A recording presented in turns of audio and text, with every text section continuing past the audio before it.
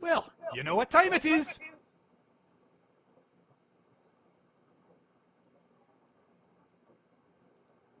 All right, everybody, welcome to our new time, our Saturday at 1 p.m. Central.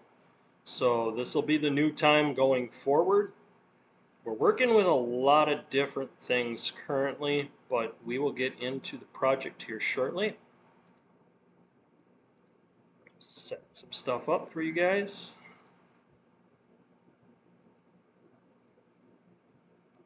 Okay. If we've got good video and good audio, everyone give me ones in the chat. Mods, please check in. Let me know that you guys are in here.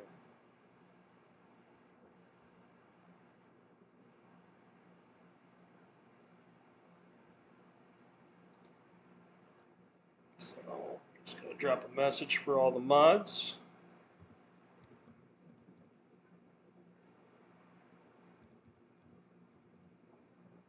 Bill, good to have you.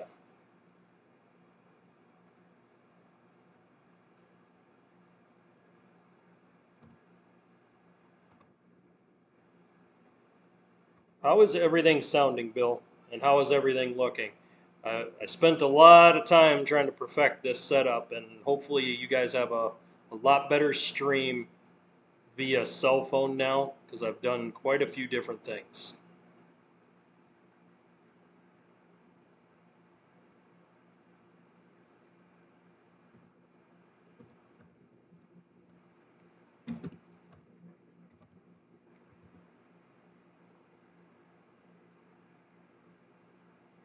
Jay, good to have you.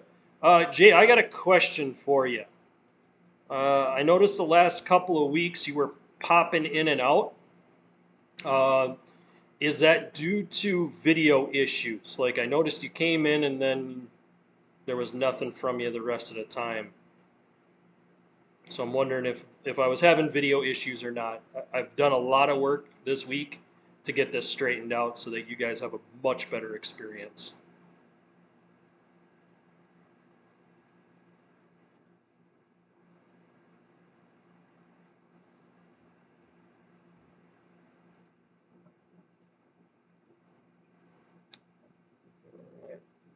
So my producer dropped something for everyone. I'm going to pin that to the top of the chat, guys.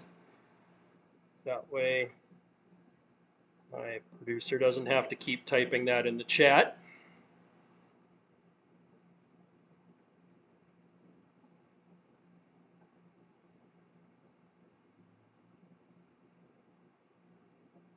Nice.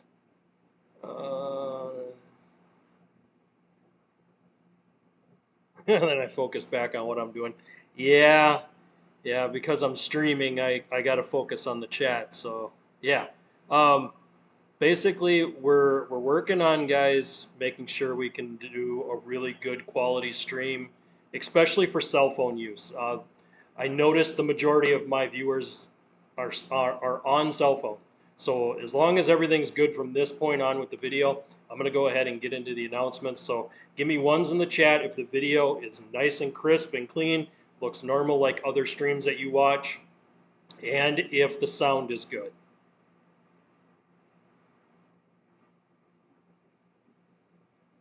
Awesome, awesome. All right, cool.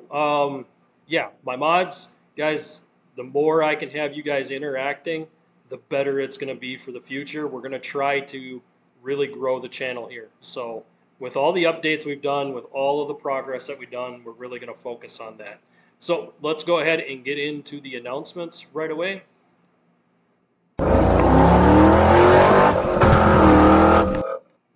Guys, we're doing really good. We're getting close to our mark of being able to set up a merch store. So the merch store is going to have shirts like this. We're looking at a few different colors. We're looking at a dark blue, a light blue, or an aqua color. We're looking at the black and then possibly a red with the black lettering. So we are looking at that because those are kind of the channel colors are the black and the red. So we're trying to do a variation of both of those.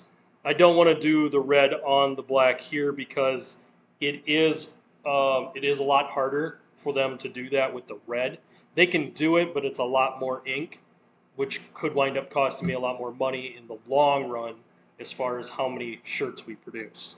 So that's the other thing.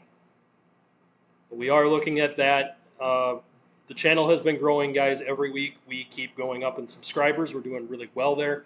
Viewership has fallen off just because of some of the software issues I've been dealing with this new setup. So I'm hoping this solves it.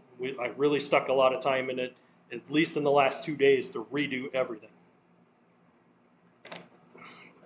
I've got a special announcement coming up in the news, guys. There has been a lineup change, and I'll let you guys know all about that during the news. So, with announcements out of the way, thank you guys. Make sure you guys like and subscribe if you guys are not already subscribed. And let's go ahead and get into the topic. All right, today's topic is wrapping up this deep tune-up. What we did is we took a lot of things apart. You guys saw me take the valve cover off last week. It's still off currently. Spark plugs are in and loose, and the power steering pump was not attached, and the belt's not attached because we need the power steering pump loose to get the belt out. Before we put that valve cover in, we need something actually from Honda. And I've used this on other projects, which is kind of funny, but we're actually going to use Honda Bond on a Honda. So that's kind of yeah, we needed to do this because there are 3 places that you can get oil leaks on the valve cover. And it's where the timing chain cover meets the head, and it's on the back side of a plate. There's like 3 spots that we need to use Honda Bond. Why are we using Honda Bond? We use Honda Bond because it's zero clearance silicone. We don't want to have a big dab of silicone get wrapped around a timing chain. So we don't want a bunch of silicone there. So we want to put as little as possible, but we want to make sure it's going to seal. Other silicones, you need to have a pretty good layer there for it to seal. Honda Bond's not that way. Just a little dab goes a long ways. So that's why we're going to be using Honda Bond today to actually get this valve cover put back on. Once we put the valve cover back on, we've got a bunch of other things we need to do around there, such as hooking up hoses, getting our power steering pump back on, getting our belt back on it, get our intake tube back on. We will be starting this today, so this will get started today. Just checking a few last things before we jump over to the project here, guys.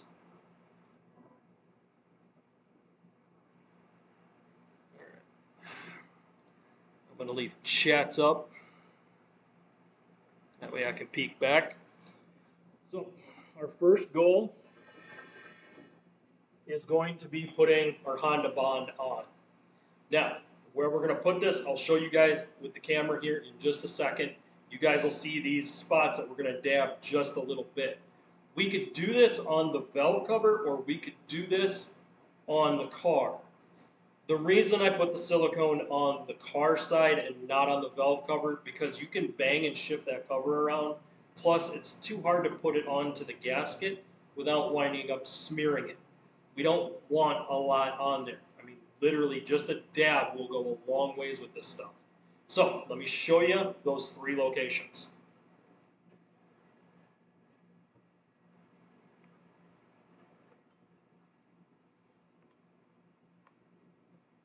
Okay, first location is right here. This is the timing chain cover. So here's our timing chain, here's the cover. Between the head and here, there's a small gap. We want a little dab of silicone right there. There's going to be another one on the back side back there. And then the other one is over here in this corner. Basically right there. So we're going to dab those 3 places with our silicone.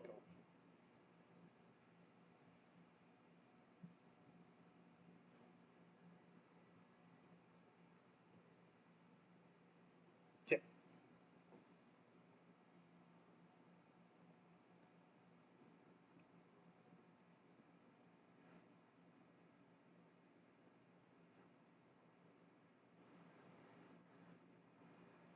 So there was a little bit of gunk on this. I'm going to go ahead and squeeze this out and wipe it off.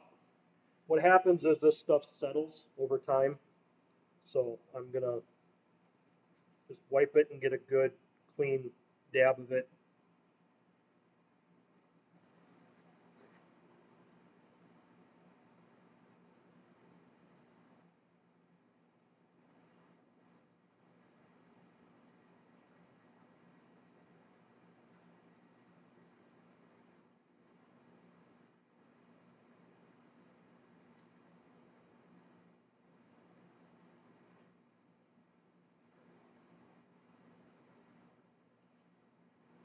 Like I said, we don't need a lot. I just dabbed a little on one finger, and it was enough to cover everything. There's one little spot here on this other side that's being a little bit troublesome, so I'm going to dab a little extra on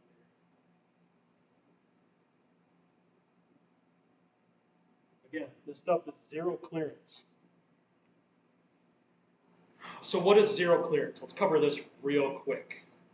Zero clearance silicone means that even though we put pressure down on this, it's still going to seal.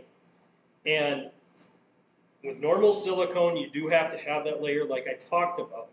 So whenever you're doing oil pans, you need to know what you're putting this stuff near. This stuff is good with oil, so it won't break down if it's next to oil. The next one that would be good would be the darker colored gray or black silicone that you could get that's oil resistant. I do have some of that.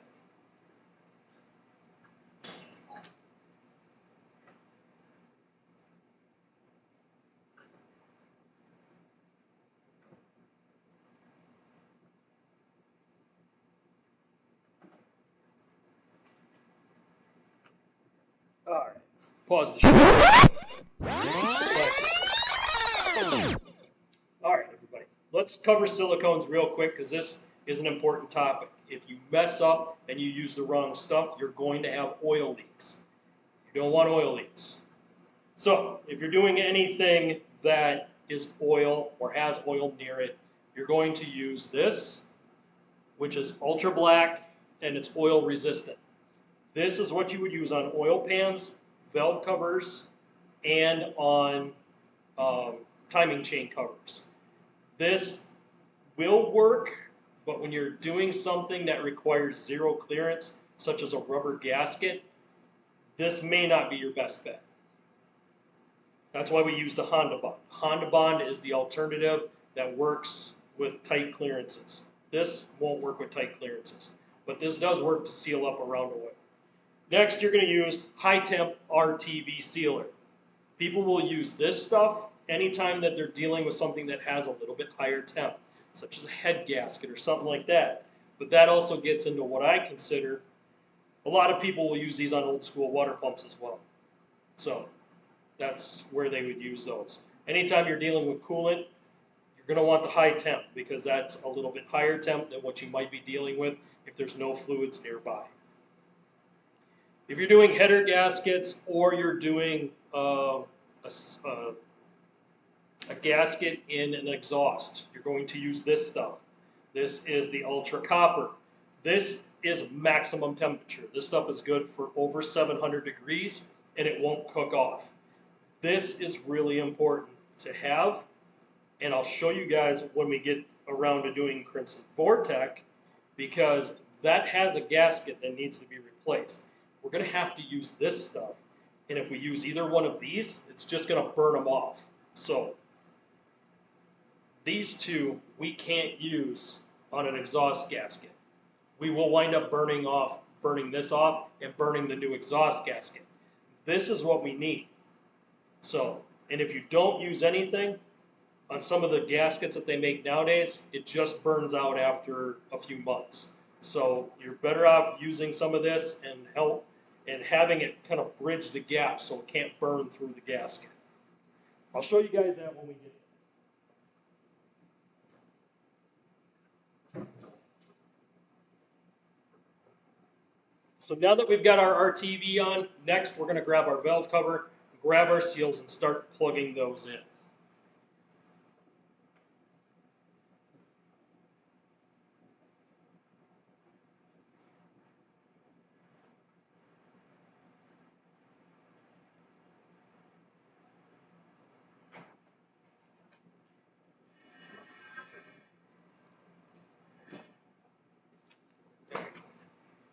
Give me ones in the chat if that made sense to you guys. If you guys think I'm missing something on the RTV, give it 2 and tell me why. Jay, awesome, awesome. I tried to break down that RTV the best I could. That way you guys knew exactly what each one is for. And they do make them for different stuff. That's why I had to cover that.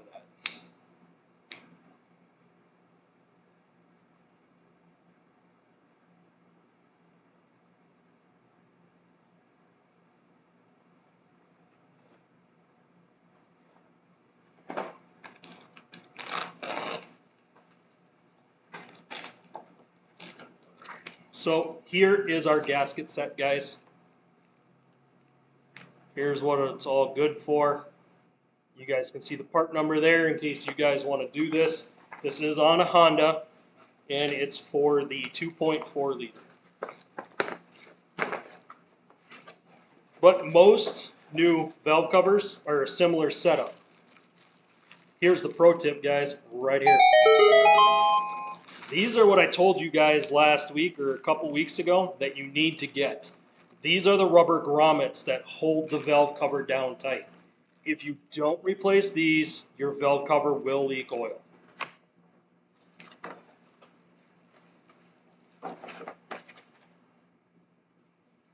Also inside the kit comes the main rubber gasket and the O-ring tubes. These O-ring tubes are for your spark plugs. Again, you don't want to reuse the old ones on these. They do get very brittle. Not only that, but once you take the valve cover off, you kind of break the seal that these things were doing. So it's better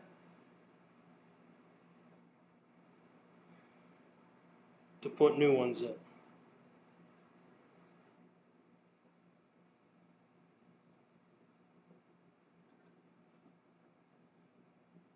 Okay, before I jam these in here, these do have a metal ring around them. So we are going to have to tap these in. This one will just press in. We don't have to worry about that. But we need to make sure we get these in the right direction. We can do that by checking our old valve cover. So don't ever throw your old parts until you've verified where the new parts go.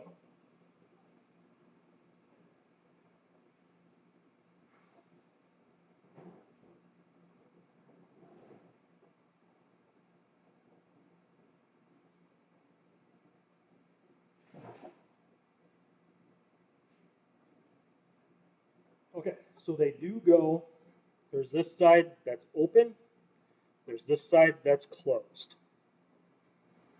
On the new valve cover, they go in like so. It's going to be the closed side here, not the open, the closed, is going to face down into the engine. And they don't go in all the way either, so that's the other thing.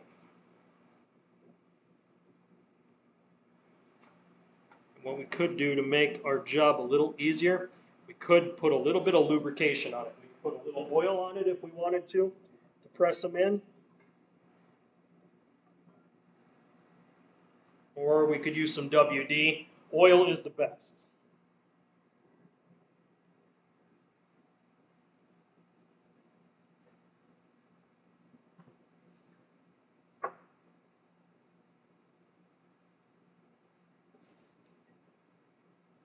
So the engine's using 520. That's what I'm going to use.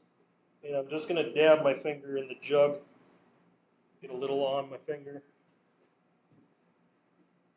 And I'm going to place somewhere. I'm going to press those seals in.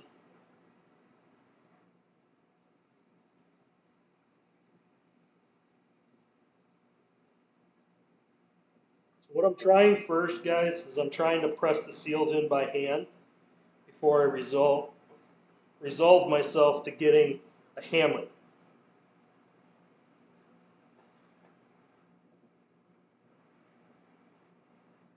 So I don't think I'm going to be able to get them to seat down all the way. So we're going to take a socket. I'll get the right size socket and then a hammer. And I'll show you guys.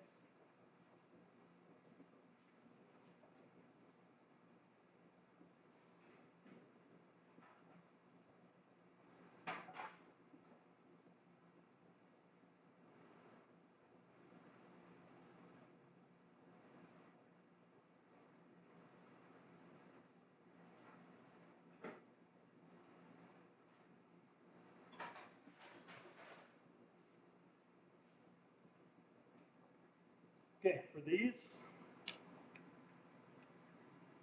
a 30mm socket works perfect. I have these around for hub sockets, so I just line it up. And I'm using a small hammer, not a big one. Let me drop you guys down so you can see what I'm doing here.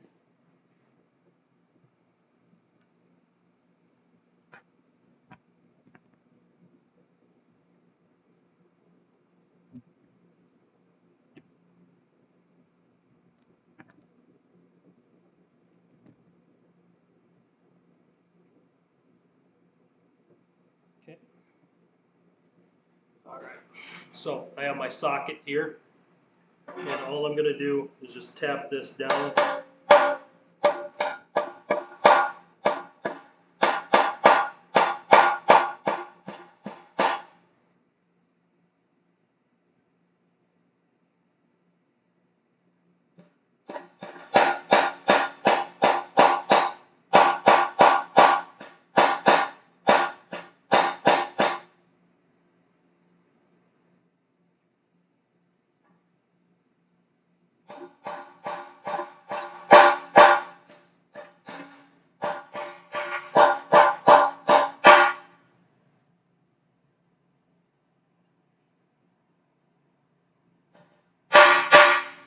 Okay, it makes a really sharp bang sound when it's sealed down tight. And that's what we're going after.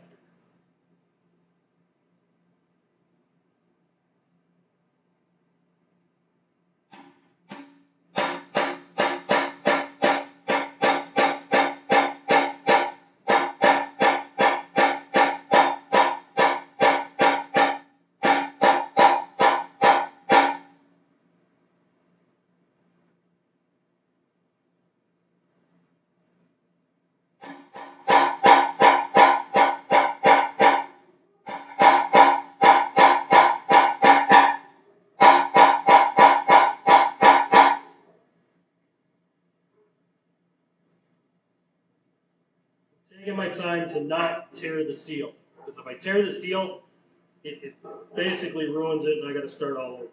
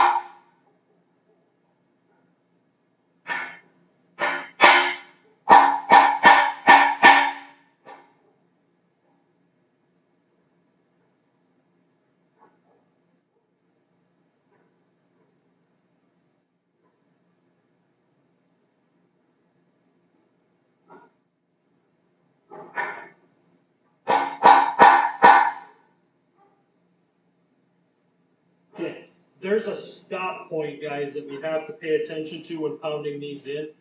They don't go all the way down. There's a ring that they seat against and they stop, and we don't want to force it down beyond that point. So what I'm doing is I'm carefully checking to make sure that I'm fully seating these as I go.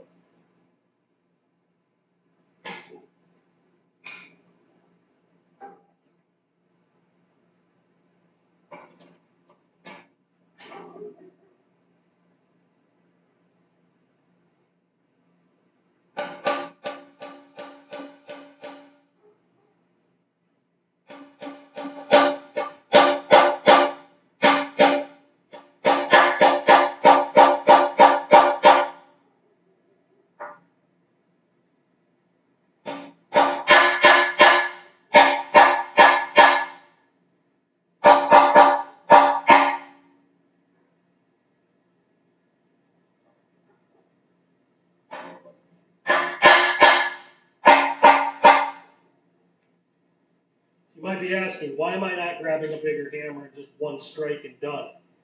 If you force it quickly, what'll happen is you'll tear the seal. So it's better to do it in a couple of light hits than to try to do it forceful in one hit.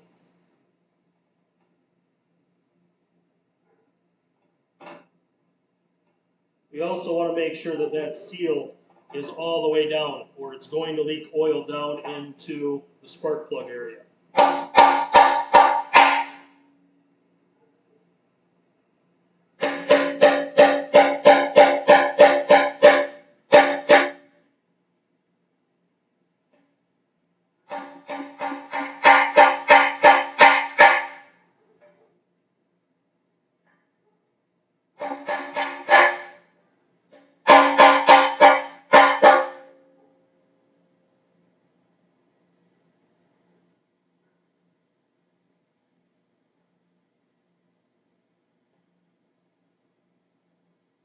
Okay, got it.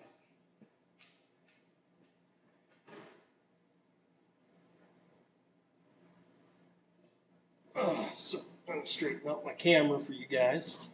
I'll show you exactly what I just did.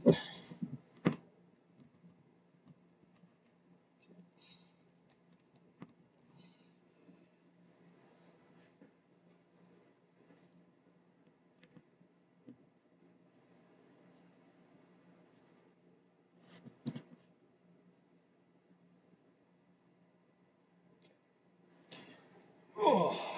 So what we did was put these seals in.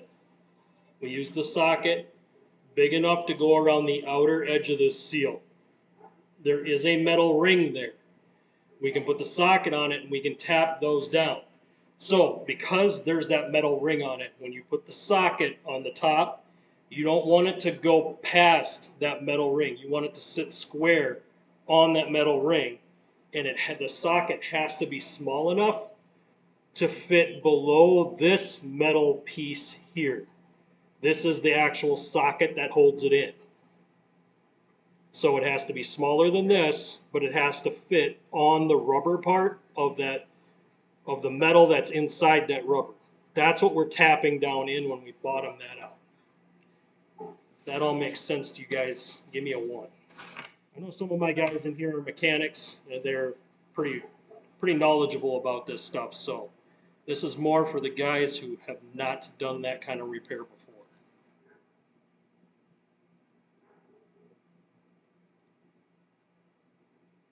Bill, 1, awesome. Thank you guys. Awesome, awesome, awesome. J, 1, awesome, cool. Yeah, for a lot of my mods, you guys have probably either seen this done or have done this yourself. So I'm kind of showing this so that everybody kind of knows what's going on.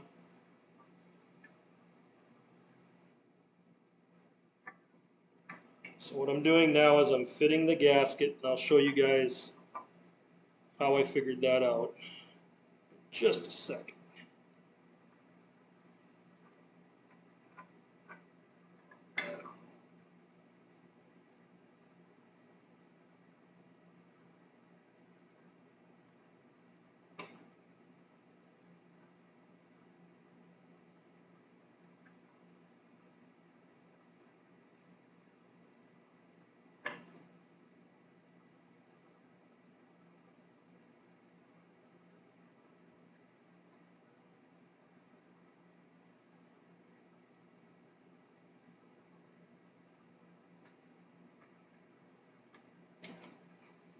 There you go. This is our main gasket.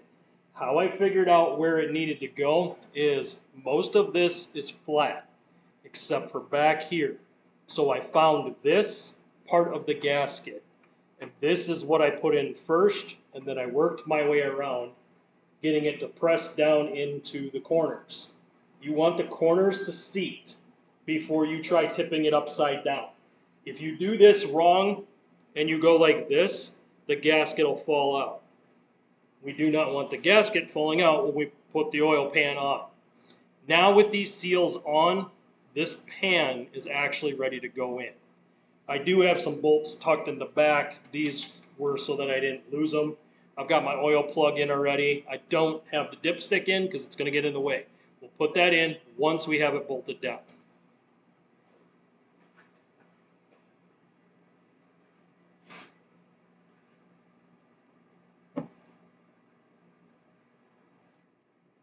All right. So now that we've got our gasket on, silicone on, now we need to slide the valve cover on. We're going to do that by sliding the wires out of the way. And when we get close, we want to drop our valve cover straight down. We don't want to have stuff catching it or pulling on the gasket at this point. So I do have a wire harness for the coils in the way. I have a hose up front. And I have hoses along the side. These are all things I gotta wrestle.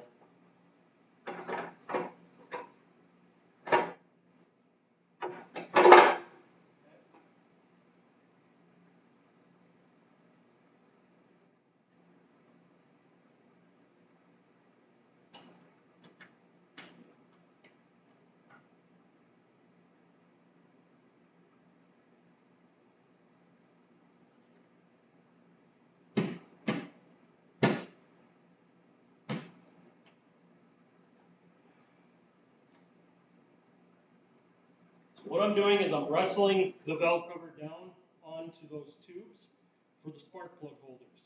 That's why you guys saw me shifting it back and forth. It was to wiggle that down onto those tubes. Once I know it's down, I can start putting these grommets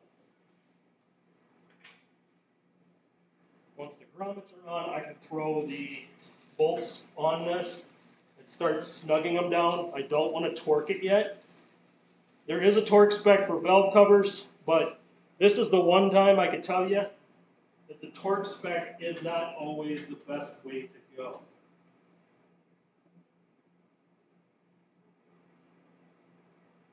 I'll show you what I mean here once I get these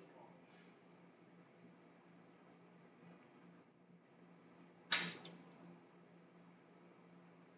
So these seals have kind of a weird tab on it, guys. As you can see, this piece of rubber right here hangs down below. That's meant to go around the oil pan. So when we put that in there, we have to put it in there and then wiggle that down before we put the bolt on it. If we don't get this down in there where it's supposed to, it's not going to seal properly. What will happen is the oil pan will have a leak because it doesn't have even pressure on it.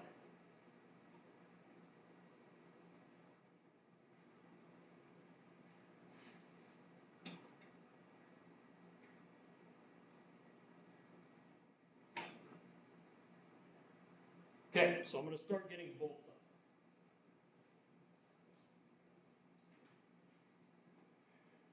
Correct that. It's actually 6 different nuts. These are T10s. So we're going to want to wiggle that seal down, run some threads in it by hand, just to kind of get them seated. We don't want to go tight with these yet. If we go tight, what will happen is it'll kick the valve cover up, and you won't be able to get the bolts on. So you want to do these one at a time. Do not reach over the spark plug holes like you guys are. I'm doing this for demonstration right now. Don't reach over the top of this. We have 2 open spots that these could fall in. Number one we have right here where our dipstick goes. The other one is the tubes for the spark plugs. If it falls in a spark plug tube, as long as your spark plug is in it, that bolt won't fall down into the engine. So make sure you put your plugs back in before proceeding.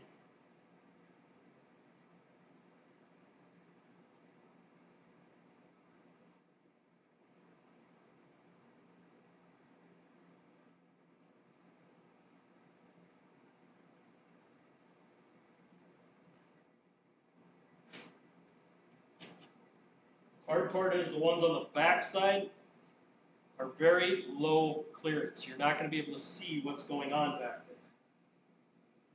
It's kind of all by hand. Make sure you get enough threads on that you're not cross-threading this. These are studs that go into the head, meaning that if you wreck those, hold on. If you cross thread those, you have to pull that stud out of the head. That means you're taking the head back off and doing it all over again. Oh, Jay's heading out. All right, good to have you in here, Jay, today. Thank you. This is your guys' first time here. Make sure you guys chat in, say hi. We got mods in here that will definitely help you guys, and they will highlight questions. Otherwise, you guys can super chat in if you are not a mod. So I read all super chats, 10 and above. I give you a shout out as well. But all mods are open to chat the whole time.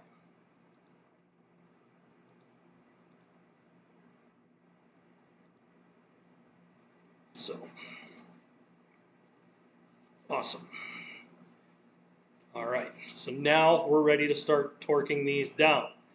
There is a pattern to this, guys. We don't just go about this haphazard. We have to torque these down in a certain sequence so that the valve cover goes down straight and tight. We don't want a gap. Now that we're starting to tighten everything down, it's got to go down tight. And there's also another trick after this that I have to show you guys.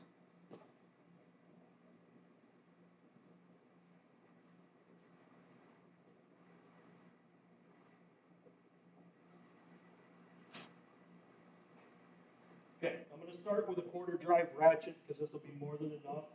I'm going to add an extension to it now.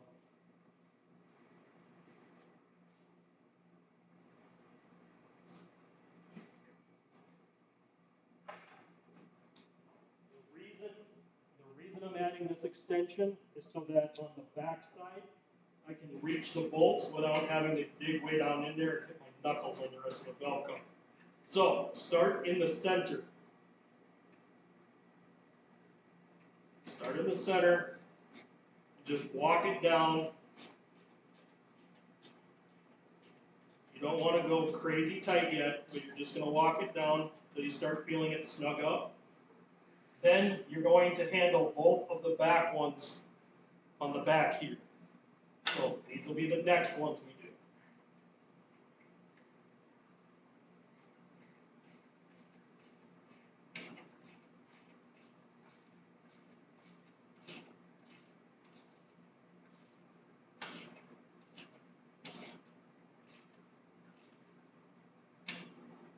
Okay, like I said, we're just going snug with it. We're not going crazy tight yet.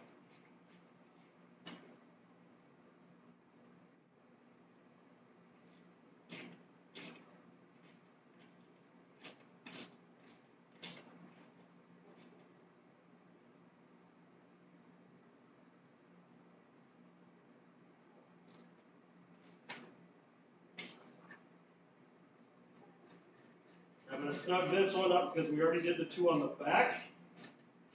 So this is not going in. And we'll handle the last two up by the timing chain.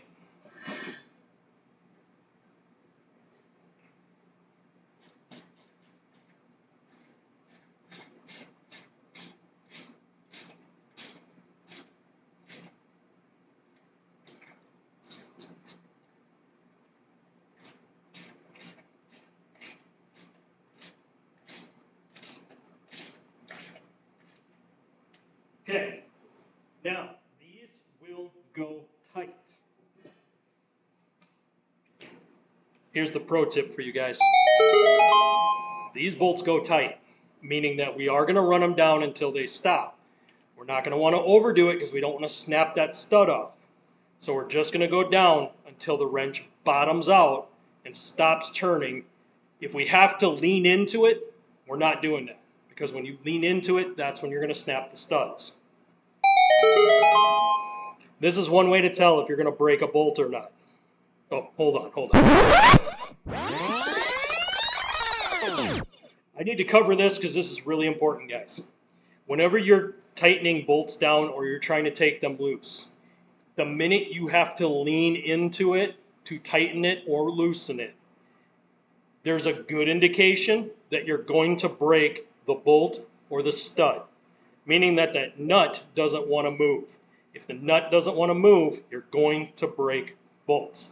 That's how you know how bad the repair is going to be. And when you live in northern climates and you deal with rust on suspensions, breaking bolts is a common problem. So that's the pro tip. You can tell when you're going to break them because you're having to lean into it. The minute you have to lean and put that pressure into it, 9 times out of 10, you're going to break it. What could you do to kind of fix that problem? Let's see if anyone in the chat knows how to do that. Let's say you got a rusty bolt. Let's say you've already put a wrench on it. You know it's too tight. You know you're either going to break the wrench or break the bolt. What could you do to help you get that loose? It's not a guarantee. Nothing's a guarantee. But what could you do to help that? See if anyone in the chat knows.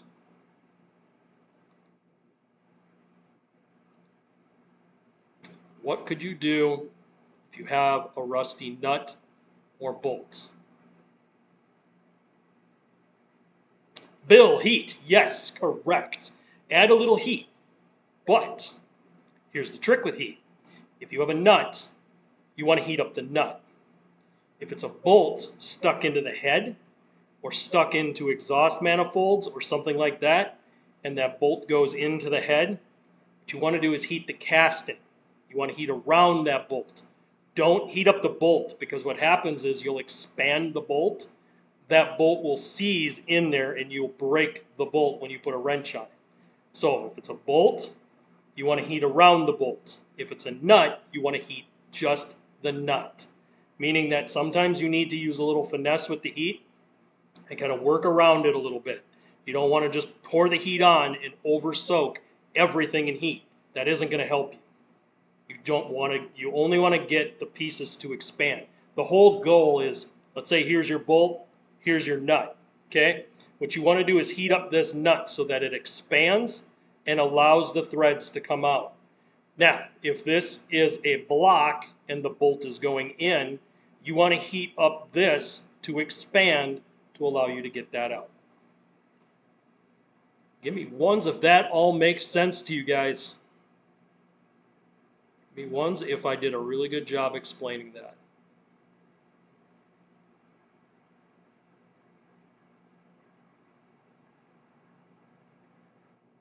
And that's how us in the northern climates don't break bolts. Oh, yes, thank you. Cool. All right, so let's get into this. We're going to now tighten up the remainder of our bolts here on our valve cover. Like I said, again, we're not going to want to lean into this, but we do want to go until the bolt's, like right here, it's stopped.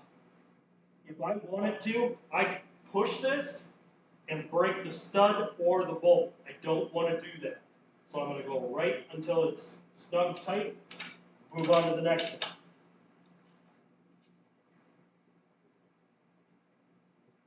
Right there.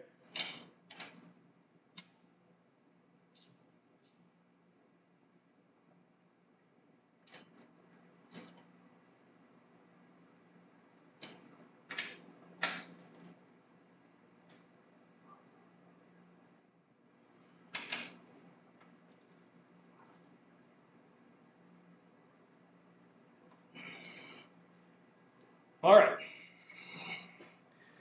So this is why I said you need those new grommets. Those new grommets is what actually puts the pressure down on that valve cover to seal it. If you try to reuse it, you're going to bottom those bolts out and the valve cover is still going to be loose. Once that valve cover is loose, it's going to keep leaking. And I'm going to give a big shout out to Bill. Bill is leading the chat right now as our #1 top chatter. So awesome job, Bill. Awesome, awesome. Just checking a few things.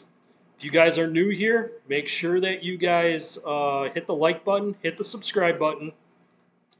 We are doing this now every Saturday at 1 p.m. I noticed that I had more views on a Saturday than I did on a Sunday. So that's why we're switching it back to the Saturdays, because it works better for the streaming schedule. If I'm doing a bunch of streams and nobody's on it, it doesn't help. So that's why we've gone back to Saturdays. No, thank you, Bill. Thank you. I really do appreciate all my mods being actively engaged in the chat. NASCAR is on Sunday. Yeah, and so is football, which I don't want to compete with those. So that's why we went back to Saturdays. Um, it kind of frees up my streaming schedule. Ideally, it worked better for me on a Sunday, to be honest with you. But it doesn't work for the streaming because you guys aren't available at the right time. And the more we want to build the channel, the more active engagement we have in the chat, I need to be at a time where everyone can be on at the same time. So that's why we've made the switch. I actually got to give a shout out to my producer, Aim High. Aim High actually came up with the idea to go back to Saturdays based on my analytics and when most of my higher rated videos were. They were all on Saturday. So it really does kind of make sense. It was a good call. I'm glad I kind of took the advice and rolled with it.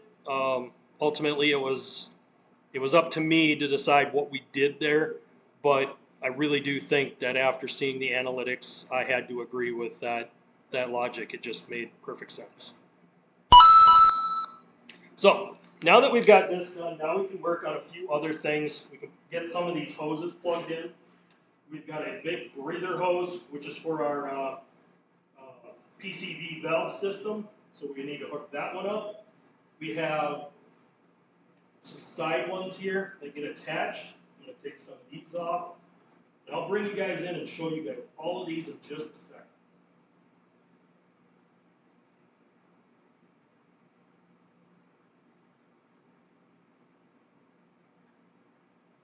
Before I get too carried away, we are going to tighten up the spark plugs and get our coils put back on and our coil wires. There's one hose that I took off to get the coil wire out of the way. This one is in a big rail, the coil wire.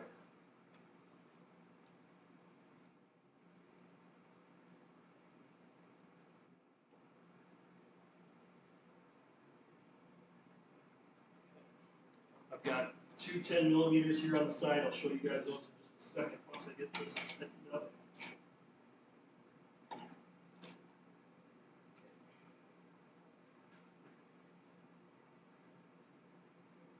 We can go ahead and put our dipstick in right away. Now we're not too concerned with the oil level, guys, because we are going to be doing an oil service on this car. So that will be coming up here. So I just want to get it down in there for now. One thing I want to do is I want to check these spark plug tubes. And I want to make sure that the seals went down around these tubes and I didn't tear them.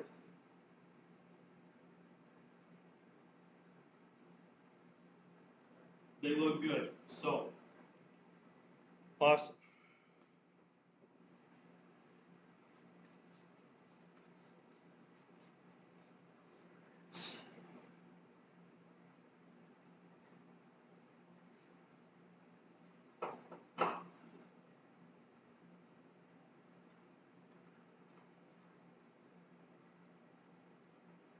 I got my hose for my power steering, and my power steering pump can go back on. That's what these bolts are for. They've been laying here waiting to go on.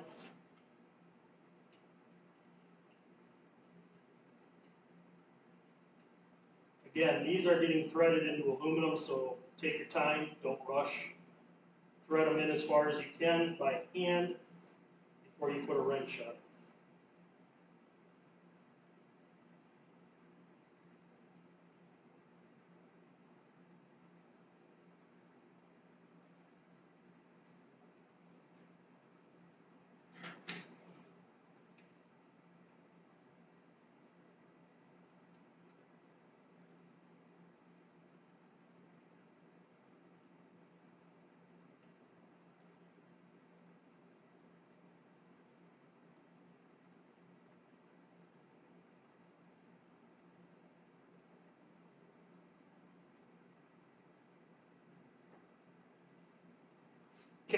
to bring you guys in and show you everything I just did here in these last few seconds. So, coming over to this side here. Placed on our hose for our PCB valve system. We put this bolt in and this one in. These hold these lines on, which are all vacuum lines. We tighten these down, you guys saw that, we put that into place. I put this bolt in right here for the power steering pump, and there's one more underneath here. Put that on for the power steering pump. So, the power steering pump is held on by our tensioner that we did 2 weekends ago. That, we were going to put the pump on, but then we realized we had to do this valve cover. And because we had to do the valve cover gasket, we changed out the valve cover because the old one was in really bad shape. This really does kind of wake up this motor. Now we also did that throttle body right there. That one needed to be done because the old one was broken.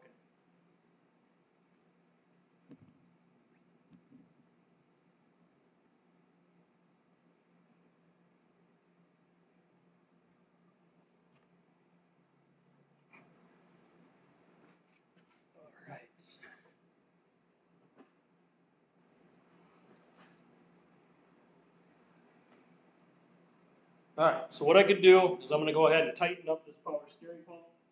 This will probably be a 13 mil, yes. So I have that set up on another ratchet. It's actually the 12 millimeter. I forgot on Hondas, pretty much everything is a 12 millimeter.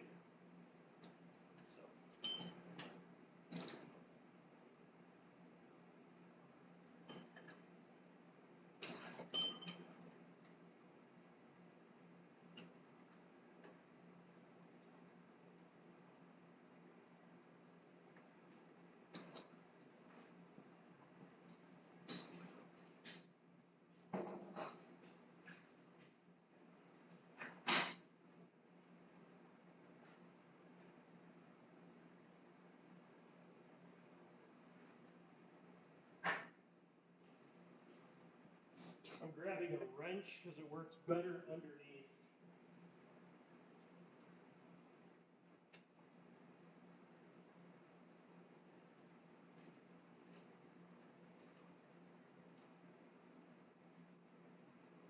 Okay. Power steering pump is nice and tight. What do we got here? We got one from Bill.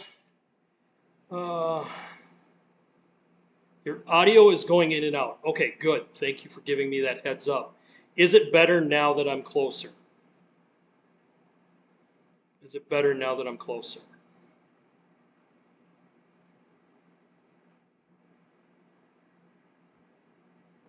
I do have some audio filters that I put on. So maybe the audio filter is cutting the audio in and out. Okay, so it is better when I'm close like this.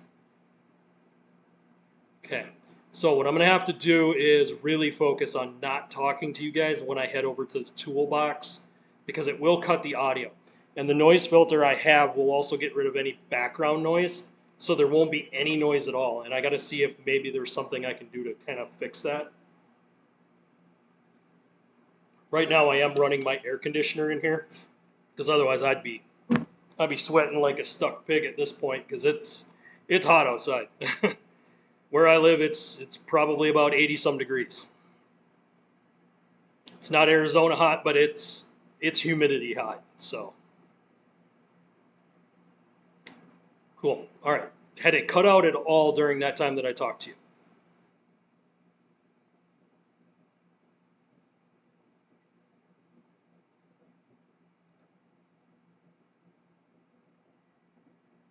Looks like we got 21 views so far. Awesome, awesome, guys. Hit that like button, hit the subscribe. We do this every Saturday at 1 p.m. Central. It's 100 here. Okay, awesome. So it did not cut out at all. Good. All right. So I'll have to focus on when I'm explaining things, I need to like sit down and actually explain them to you guys. That way I'm not too far away. So Bill, thank you for that. That really does kind of help us work on a better quality stream. Shout out to Bill.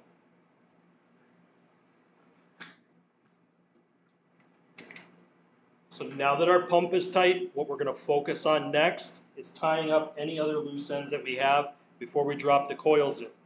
One of those loose ends is tightening our spark plugs.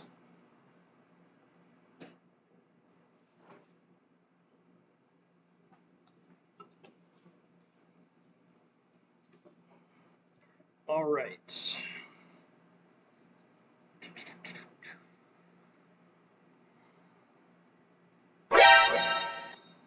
For any shop that doesn't torque their spark plugs, you guys are doing shady work. You have to torque down spark plugs for a reason. The reason that they have to get torqued down is there is a crush ring or a seat on the bottom of that plug. If it isn't fully seated, you lose compression when the piston comes up. This causes you to lose horsepower, can cause you to have other major issues. It can even wreck valves or wreck other components because that compression is getting out in a place that it's not supposed to. These have to be torqued. And any shady shop that isn't torquing them, you guys are the ones causing a lot of problems in the industry. You guys are cutting corners when you shouldn't. I gotta call you out because too many shops will just toss the plugs in, grab a wrench, sometimes not even bigger than a quarter drive ratchet, and think they can tighten them down to where they need to be. Wrong. They have to be torqued at 18 foot-pounds. If you go more than that, you could wind up breaking the plug inside the head or stripping out the threads. If you're less than 18 foot-pounds, it will allow compression to pass through the threads and out of the combustion chamber, a place you do not want compression to go.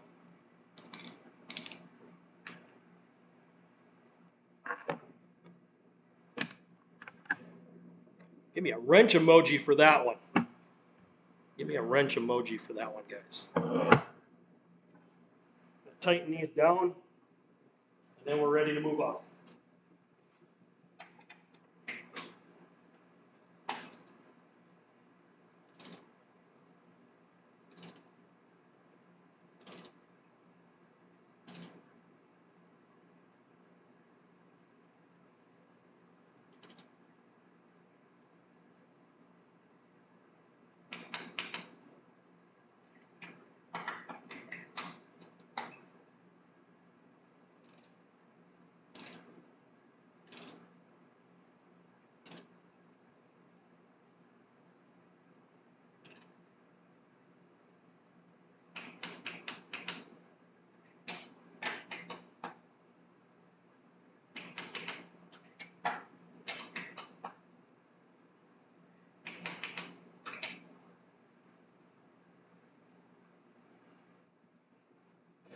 Awesome, awesome. That's how we do it. So now that we've done that, our spark plugs are torqued.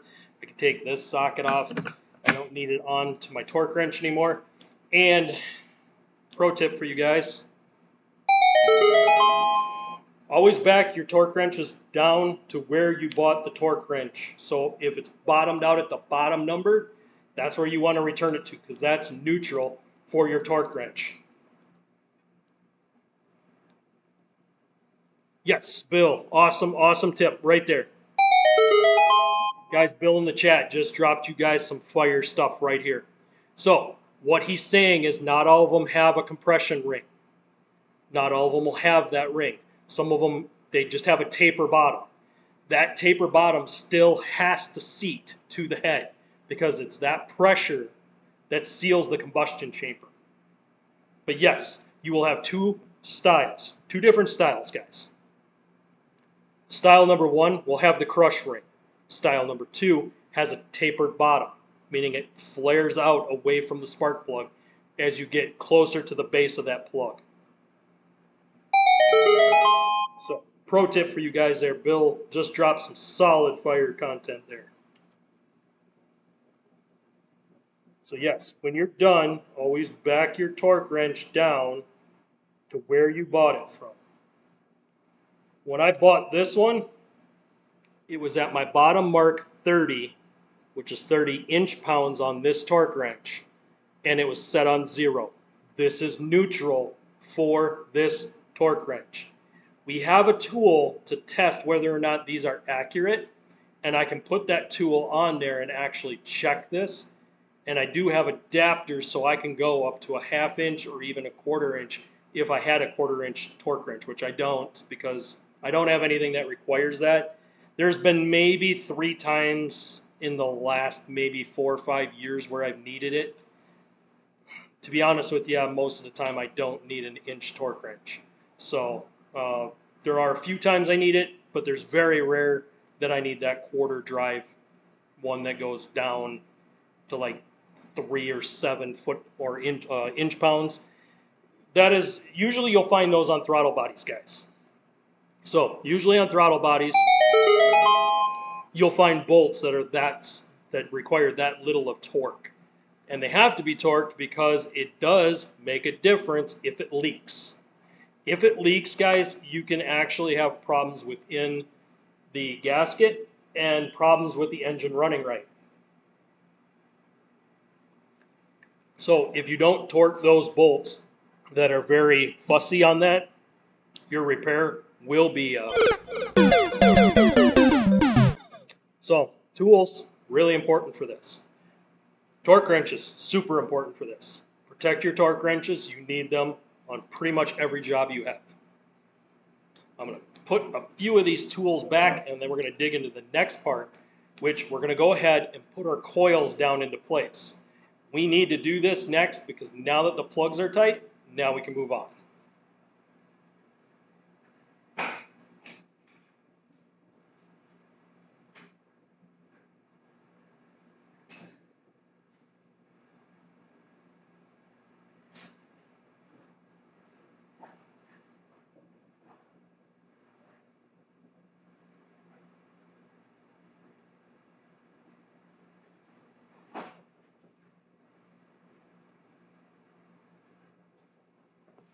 Alright guys, this is why I tell you to check your parts at the auto parts store. Prime example right here. We have a box like this. And we have a box like this. 2 different style boxes. So, because we have 2 different style boxes, we could have 2 different grades of plugs. Or we have one that's in an old style box. And I'm guessing the other one is an old style box. They're both the same brand and manufacturer, which is good. Which is a good thing, but what we're not seeing is do they look exactly the same.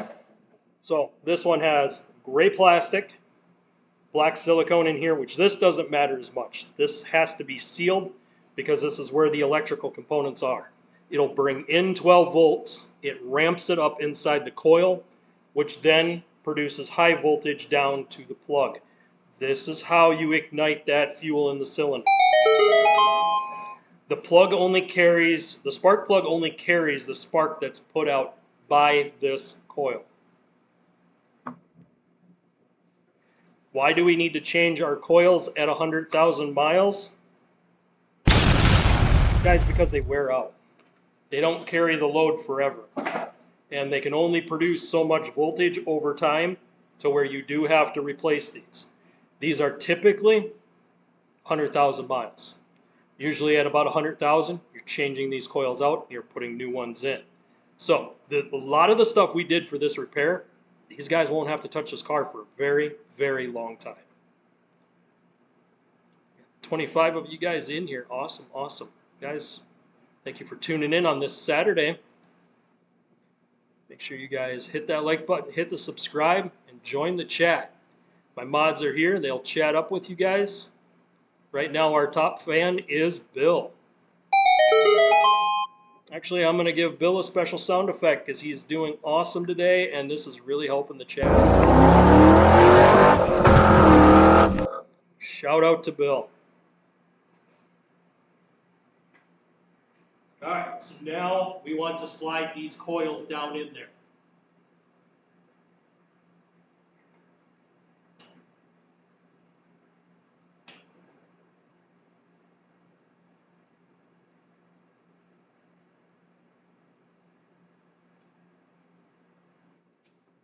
Alright, I got 2 of them in there now. I'm going to bring you guys around, show you guys what they look like before we put them in and what they look like after. So before we put it in, we have where our bolt goes. This holds our coil down. This is where the long piece that goes down to the plug and attaches to the spark plug. Here's what our coil looks like when it's put in. I still have to put my bolt in and tighten these down. We want these to be tight, but we do not want to over tighten these. On some of these, this is a ground. So if you don't get these tight, it doesn't ground the coil properly and it will not spark like it's supposed to. So these do have to go tight. Again, we don't want to over tighten them. We are going into aluminum.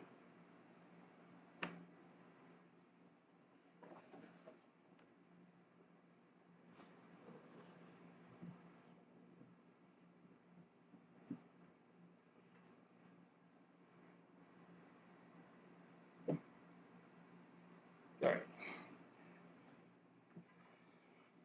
Give me ones if that all made sense to you guys. Everything I just told you guys made sense. The reason we got to get those bolts tight is I've had cars come in where the coils are loose, the bolts were not tightened down, they slowly backed out, and when those bolts backed out of that coil was not actually grounded properly. So the coil wasn't sparking and it was giving a random misfire. And that can be caused by 2 different things. 2 different things cause those random misfires. Number 1, the coil not staying fully seated onto the plug. The other is that grounding through that bolt. This is why engine grounds are also a really big thing. Why it's important to have good engine grounds. Those good engine grounds make all the difference.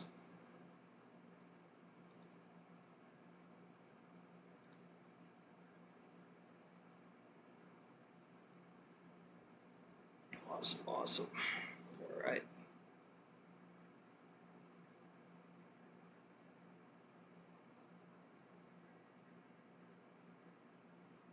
All right.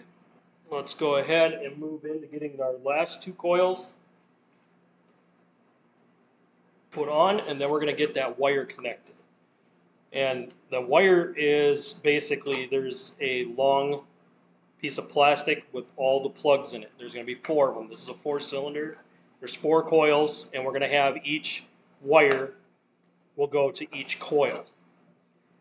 You need to make sure you plug them into the right one. Don't try to force the cable to a wrong spot and plug it in the wrong spot, because what can happen is it will create a misfire.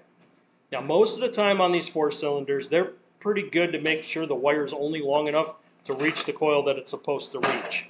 But if anyone's rewired the car, that may not be the case. So take your time with it and make sure you get all of these plugged in correctly before you go to start the car.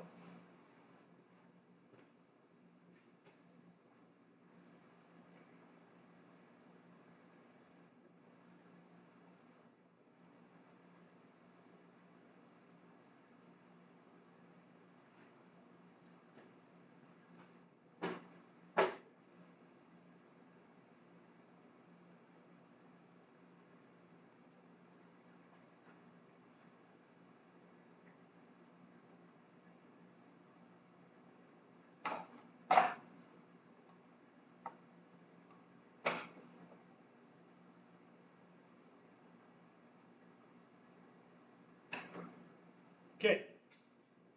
I have to explain this to you guys because this was important when we took the old coils off.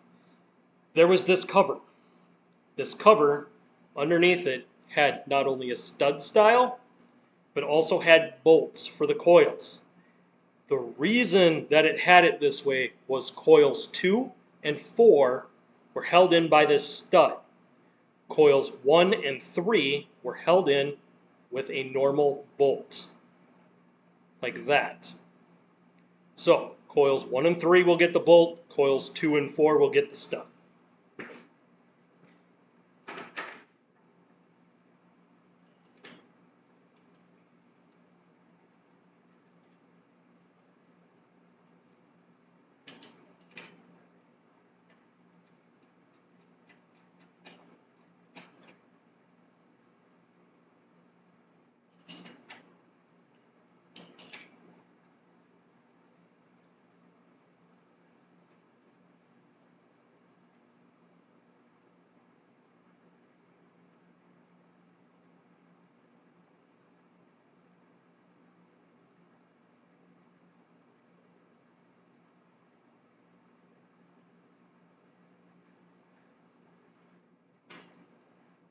These will be the 10 millimeter.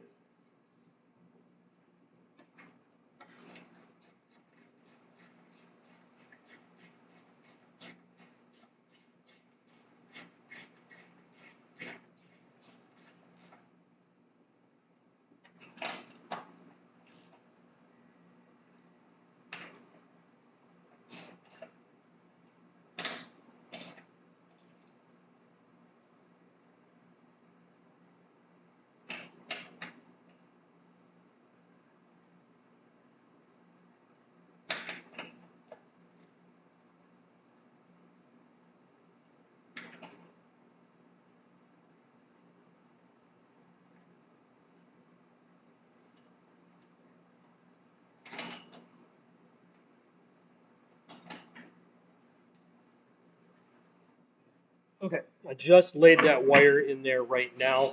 I'm going to show you guys what that looks like when we laid that wire across. Then we're going to pause for a minute. I'm going to show you guys how to figure out torque specs. The reason you guys didn't see me torque those coils on, because I already know how to do it.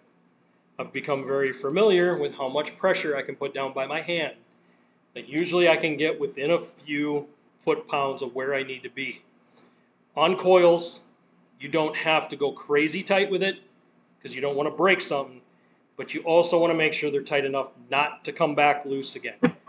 And oftentimes you can use a torque spec, and I could actually do a retorque on those just to verify. So let's take a pause here for a second, and let's go ahead and I will show you guys how you can look for torque specs. This is going to be really important for anyone who wants to work on cars, guys, right here.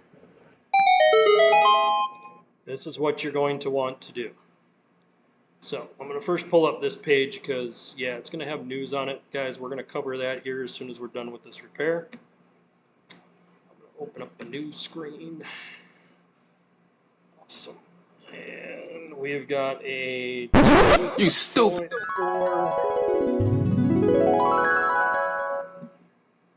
Yeah, my sound effects are hooked to key numbers, so when I hit numbers, it generates my sound. So 2.4 Honda, and we're looking for coil torque spec.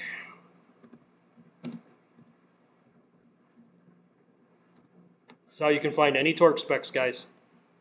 So when you start bringing these in, anytime you do a repair, anytime, all you got to do is search for the topic that you want and put in torque spec. So that's all you have to do.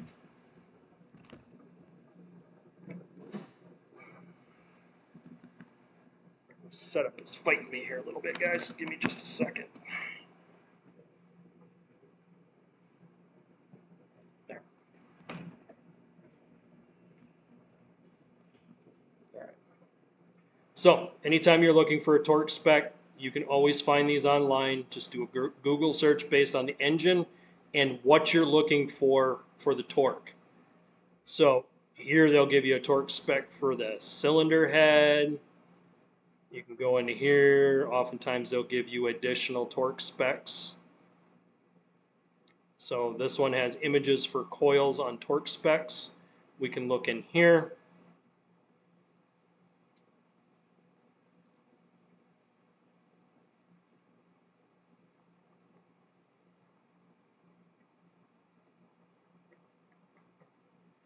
I think it's right there. Let's see. Yeah, I'm not a bot. It's probably going to make me do as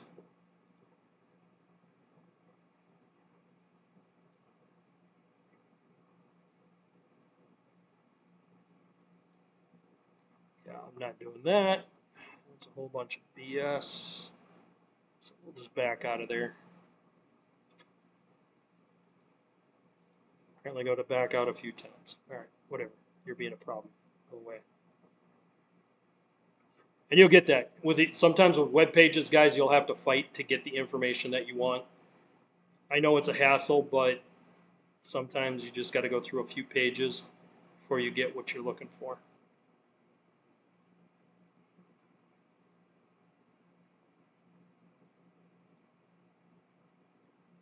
So this is the torque spec on a valve cover. Now this is a little different style valve cover, a little different engine, but this is how we could find the information. So I'll just keep scrolling here.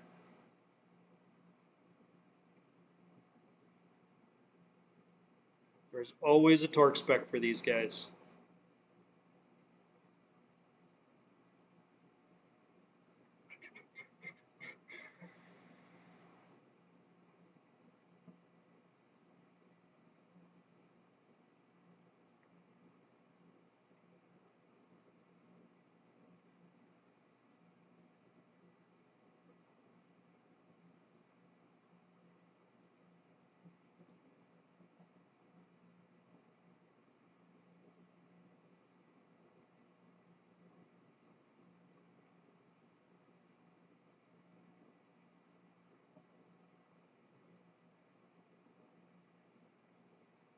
So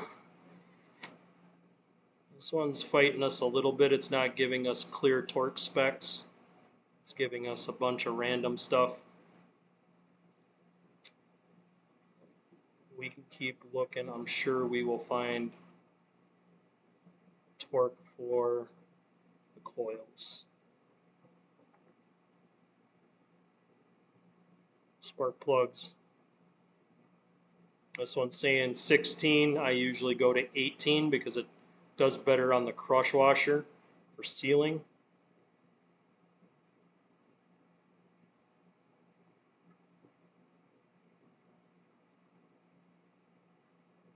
All right, so now that we've gotten down to Hyundai Santa Fe, it's generating a bunch of weird stuff, so we don't want those. Let's see what it gives us for this.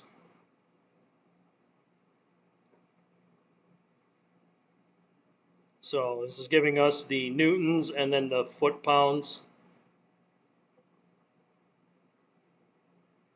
Spark plugs are at 16, pretty much across the board.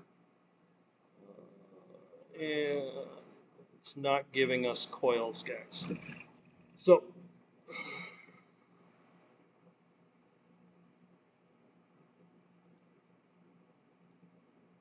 that happens from time to time. Sometimes the coils are a little bit harder to find a torque spec on. That's why I learned how to do it by hand. GM usually has torque specs for the coils, guys. Those torque specs are going to be about the same across the board if you're going into an aluminum valve cover, because you don't want to strip the threads off inside, but you do need to crush that little piece of metal on the inside of there. So you need to make sure that it'll bind down tight. The biggest thing is they don't want that coil popping up. If it pops up, you're going to have a misfire.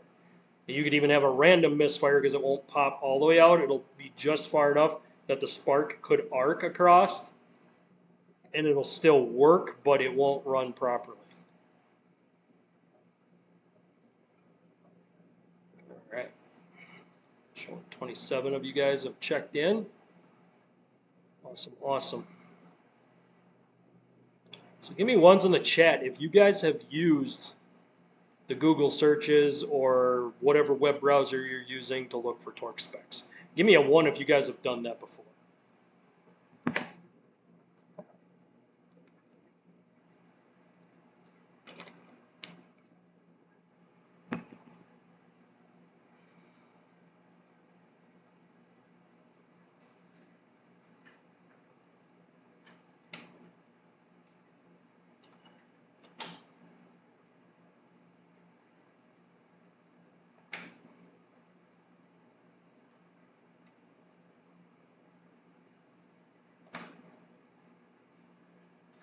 Awesome, Bill. Yep, Bill has done that before. Used the web search to find torque specs. That is the quickest and easiest way to find a torque spec on anything that you're working on.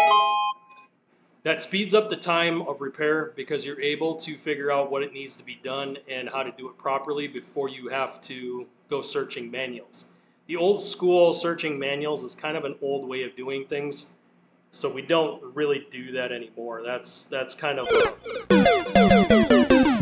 not only that, but with a lot of the newer vehicles, those manuals are no longer available, or they don't even make them for those vehicles anymore. Most of that information is found online by people from dealerships that have released the torque specs already. So, big shout out to those people who have helped us in the past with that.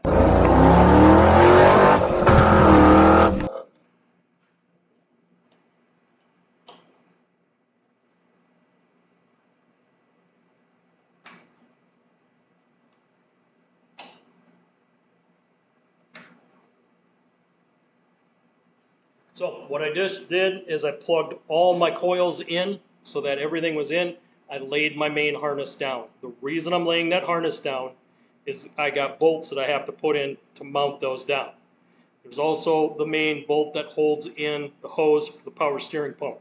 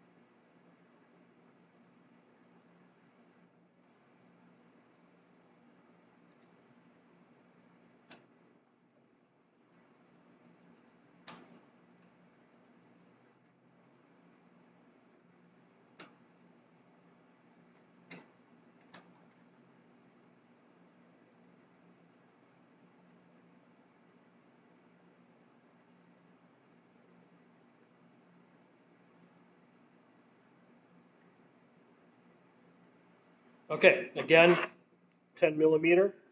We'll actually tighten down that bolt for the hoses. We need that tight. Yep, Bill is absolutely right. Back in the day, it was nothing but repair manuals, which was not fun.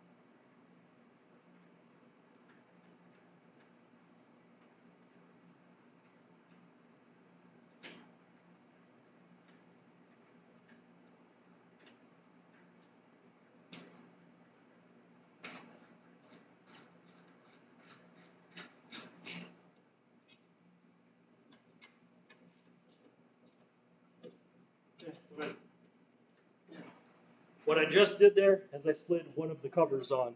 So we got another cover that goes behind that covers up our coils. I have all those bolts laid out because we laid everything out perfectly when we took this apart.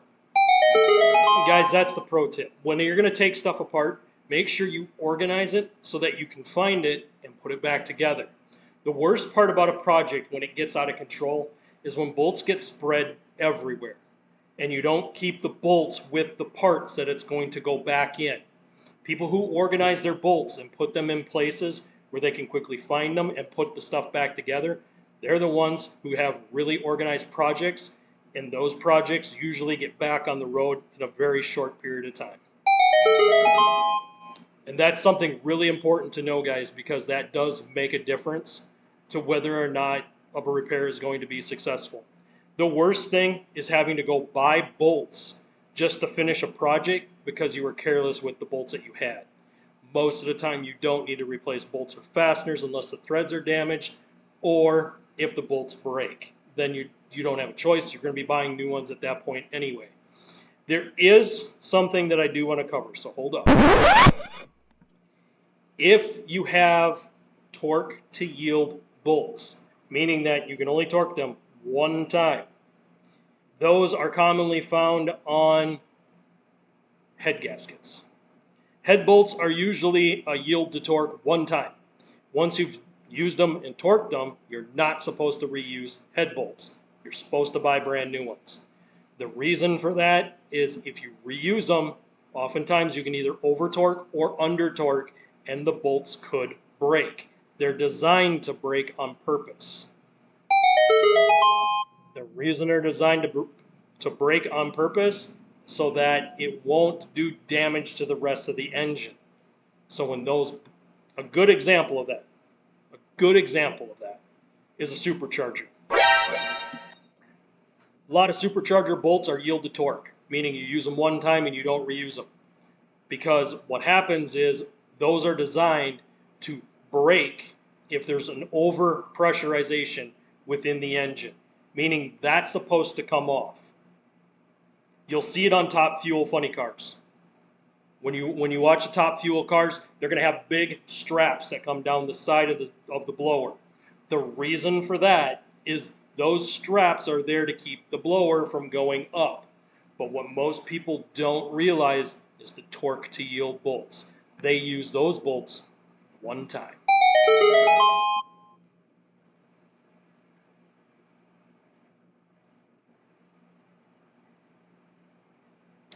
Toss a wrench up in the chat if that made sense to you guys. I want to see some wrenches. See how many we got on. Okay. All right.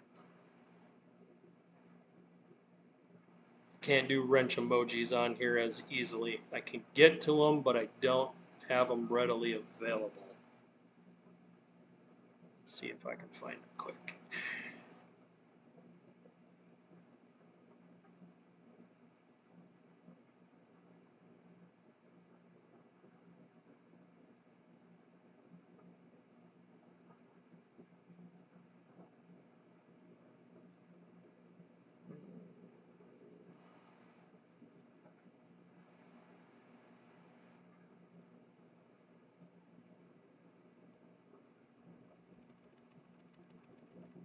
There we go. I found mine down in my objects for my emojis. There you go. Awesome, awesome, awesome.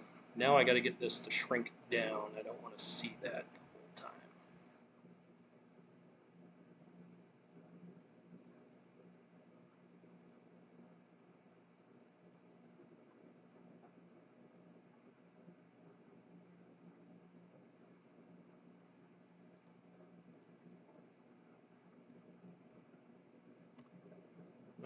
It may not let me shrink back down. Whatever. Okay, I'm not gonna mess with it. All right, so next I'm ready to get my belt on, and then we're gonna go with putting the last part of that coil on. Then we can put our air box cover back on. After that, we can then start this engine.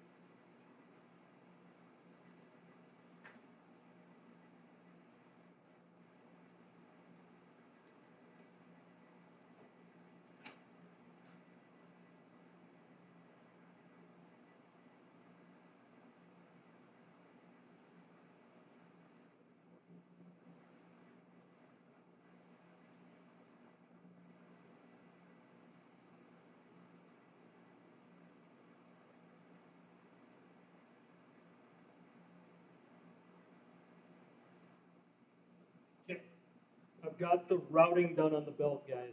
So we are getting a lot closer here.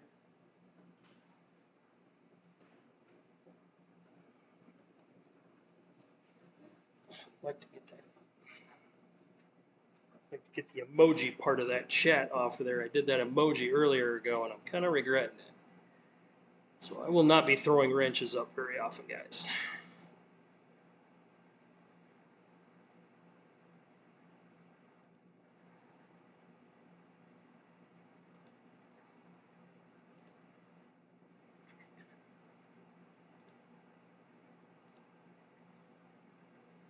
The top fan so far, he's got 125 XP for chatting in. Awesome job, Bill. Awesome job.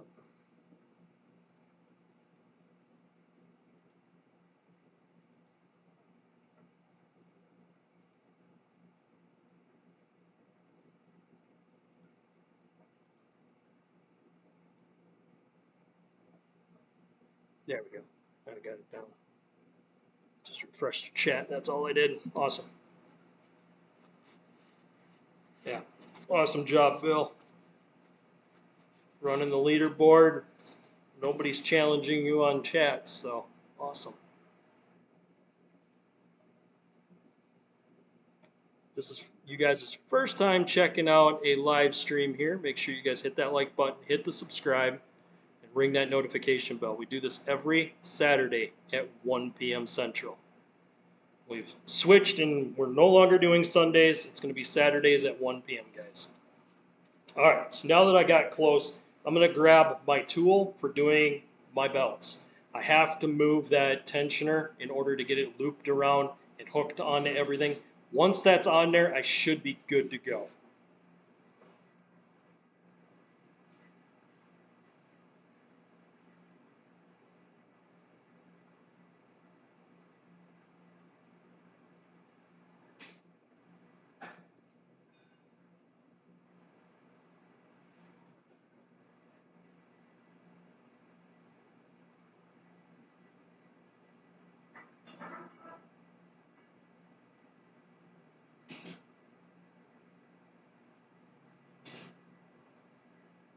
Okay, I'm pretty sure it's a 15 millimeter that I need for that. This is the bar that I use. The reason I have to do it this way, guys, is we tried it with the ratchet. The ratchet was too big, so I couldn't get the ratchet head and this socket in there, so that's why we're using this.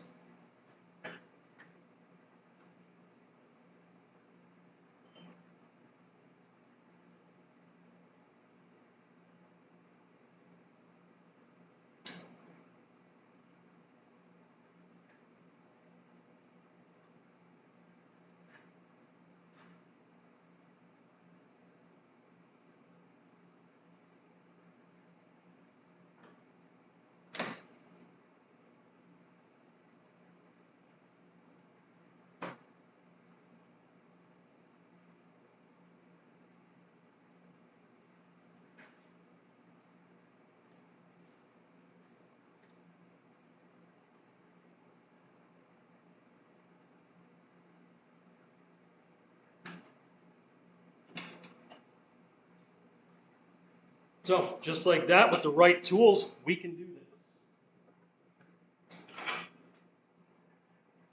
This is why I said, when it comes to being a repairman, tools are the only way to go.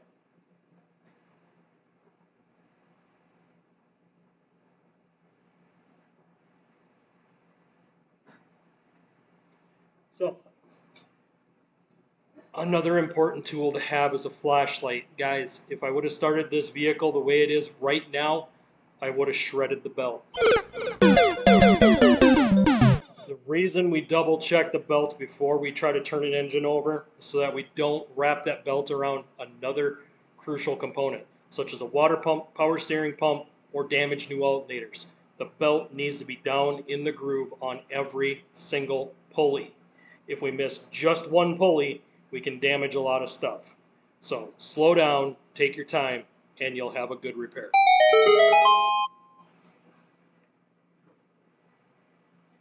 How we're going to fix that is I'm going to take a little pressure off of it. Once I've taken the pressure off, I can then wiggle something down in there to push the belt back onto the crankshaft pulley.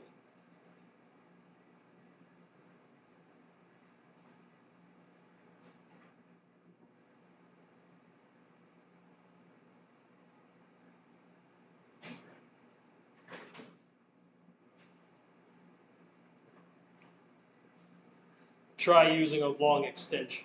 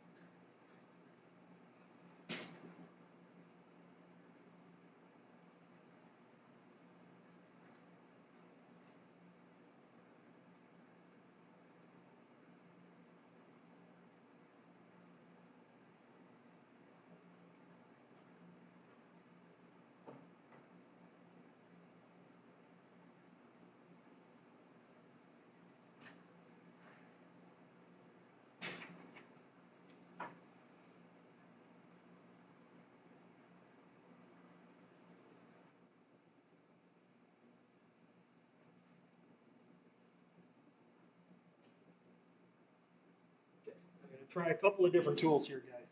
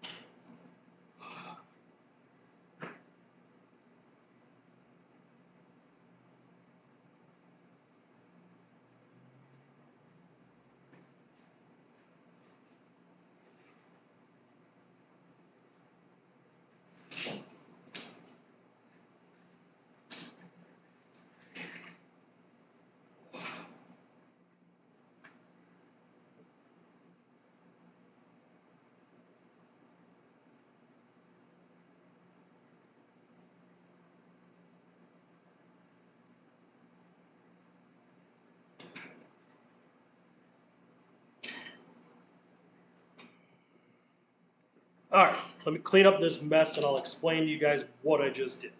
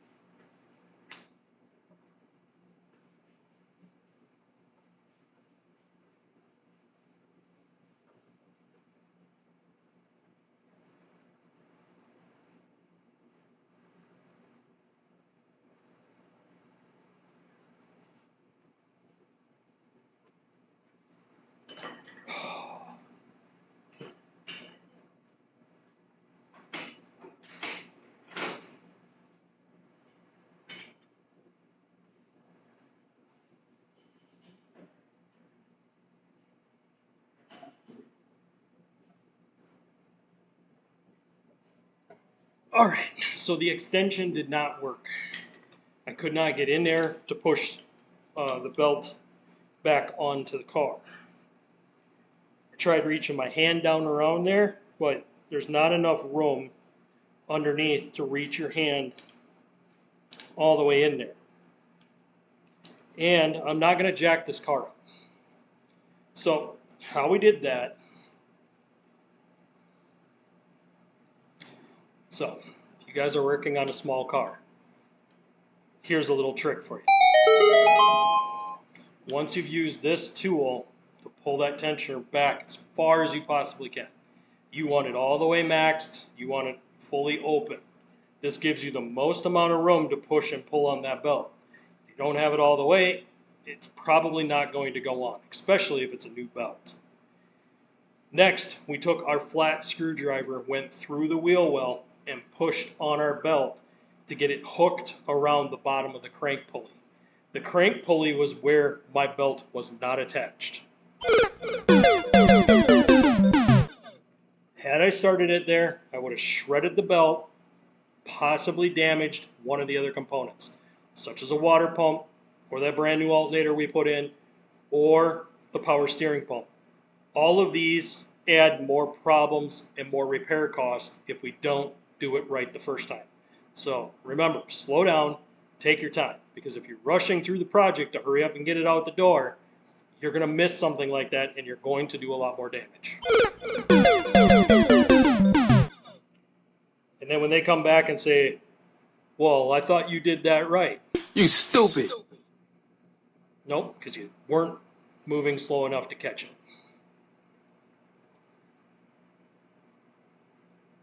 Awesome, awesome, awesome.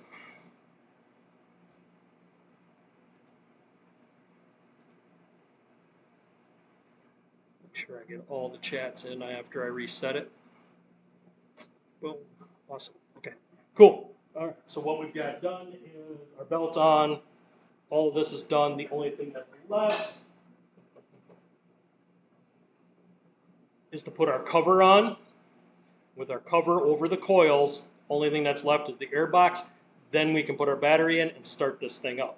And I want to get this thing started for you guys today. So I know this is starting to become a longer stream. The news, we have some topics. We definitely want to cover news. We do it every time, so we're going to cover news. But let's go ahead and keep rocking and rolling on this.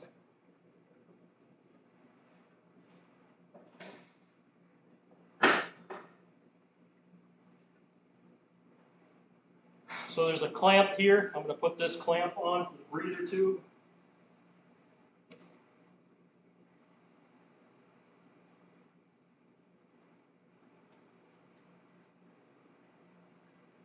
We've got one here that's on the other side.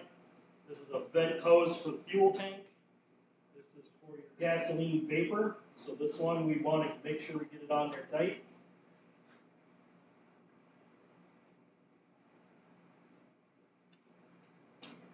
Okay, that's on there. I can tug on it. It doesn't go anywhere. The rest of these go to the air box, which we will do once we get the air box on. Let's get that coil cover on next. So here's our coil cover. 4 mounting points, one here, and here.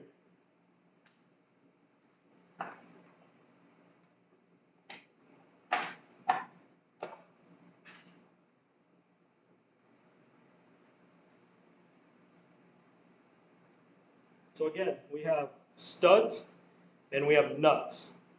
Studs are going to go on the back side here. This is where our wire was. So this is to help hold our wire down, are on the studs.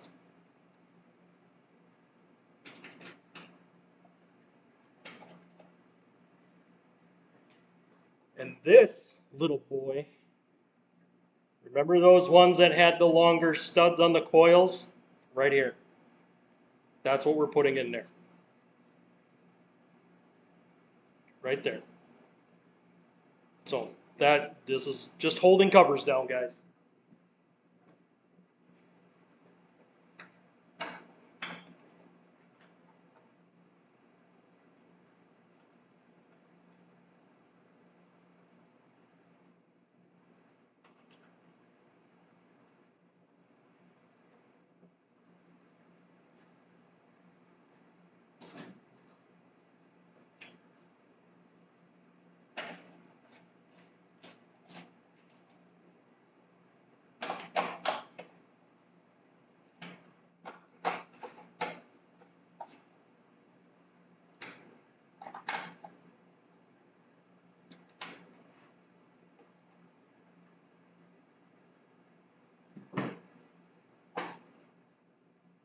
Last is our air box.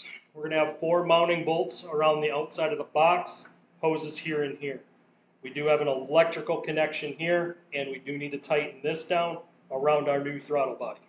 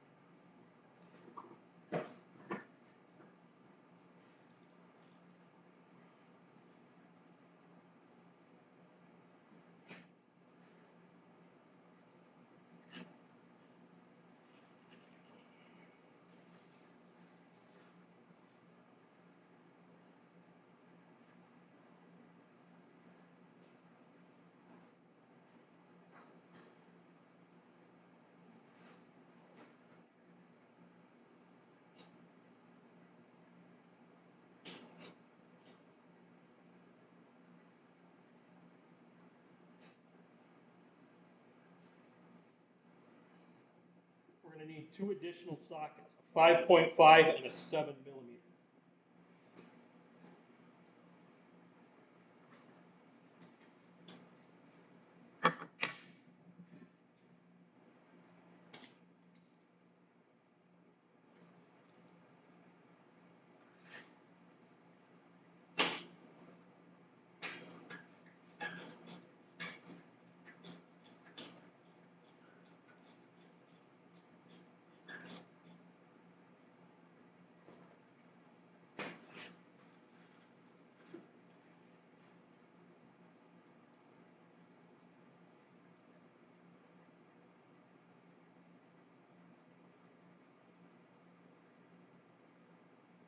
I had to open the clamp around the throttle body a little bit more. It seems like the new casting on the throttle body is just slightly bigger.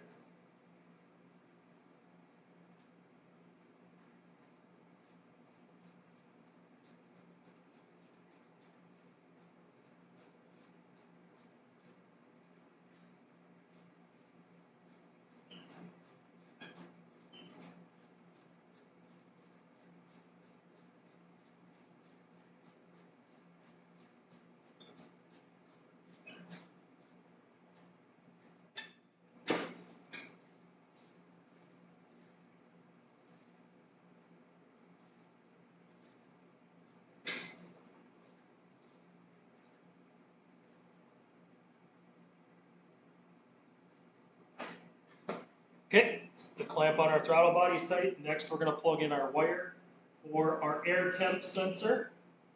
Just click right into place. Next, we're going to connect our hoses.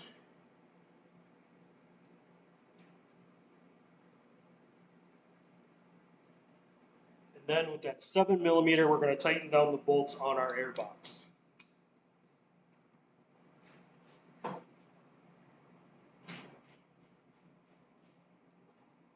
Correction, 8mm.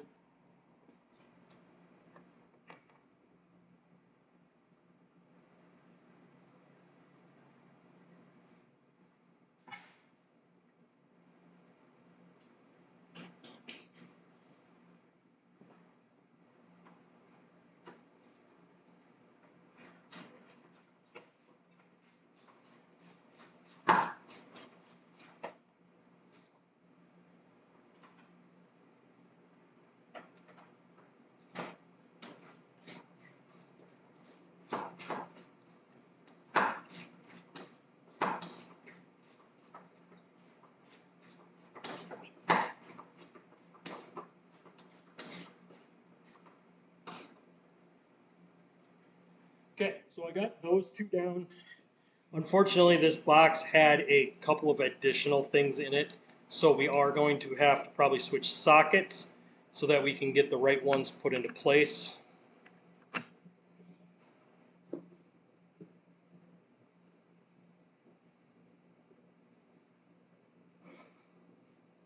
So when people cut corners at home, they use what they have laying around.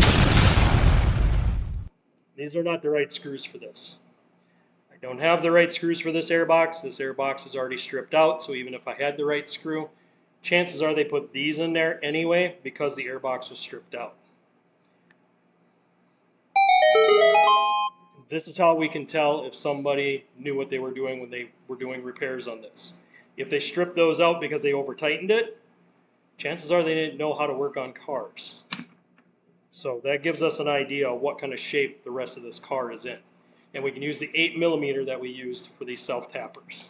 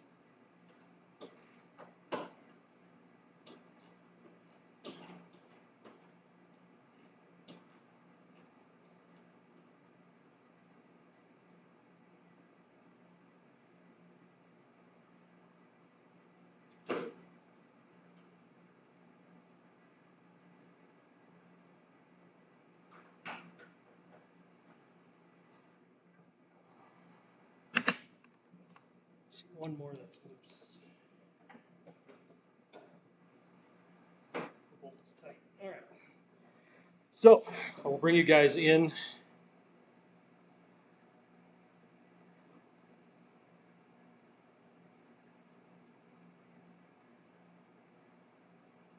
Or AT tools. Yep. Yep, guys, tools are our best friend in this industry. Pro tip, if you don't want to break the bank, don't buy off of parts trucks. I know my guys that watch that are parts truck guys, I know you guys are going to be mad at me, but when you're starting out and you're doing this as a side project, you can't afford to buy big Snap-on tools. And here's the pro tip with this. Harbor Freight ones are good for the average person. If you're going to turn wrenches for a living though, you do need quick access to replacement tools. So if you don't have a Harbor Freight nearby to get tools, you might not be able to go with them. Which means you're forced to buy off the tool truck then, because the tool truck comes either every day or a couple times a week. So that's the convenience of them going to the shops. That's why they do it. But don't get me wrong, you pay more. Way more.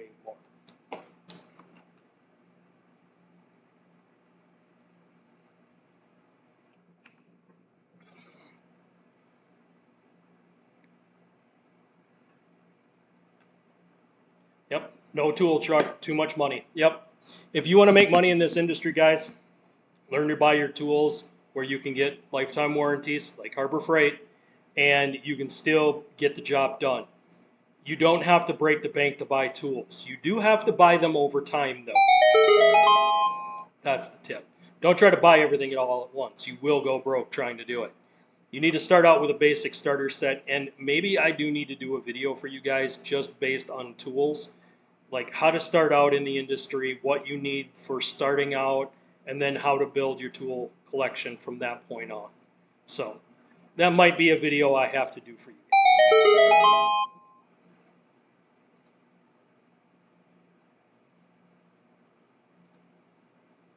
Just checking a few things here, guys, before I get back into it.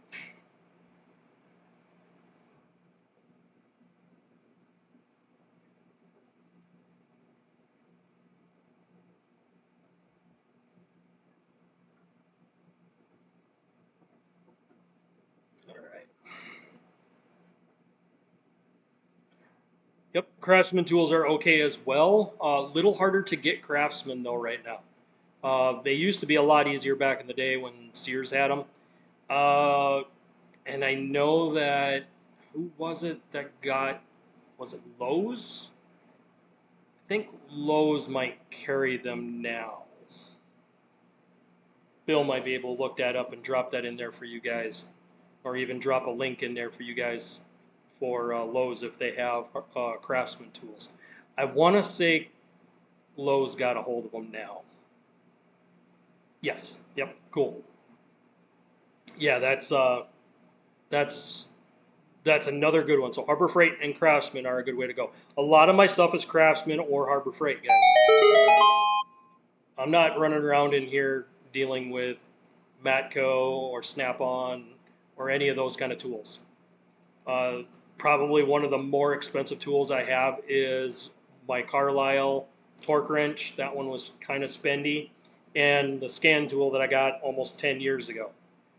That scan tool does need to be updated to a newer version, one that does more modern stuff. But that scan tool was pretty pricey for what it was back in the day. That was almost $400 or $500 just for that scan tool. But yes, tools are the way that we make money here, guys. So, yeah. Awesome. So what's next is to clean up our battery posts and then get our battery mounted in before we can start this car.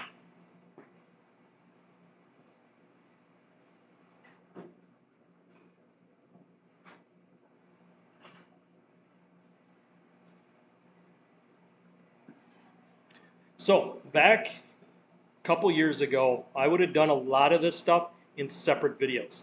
This is a customer car. This isn't my personal, so I can't do prolonged out stretch projects for you or single topic items. Sometimes I got to do these all in rapid fire succession, which means sometimes I got to show you guys tools on the fly. This one is a must-have for anyone who's going to work on cars. This cleans up battery posts. Do not ever put a new battery in without cleaning up the posts. That corrosion could cause the new battery to have massive issues. Take the time to clean it up.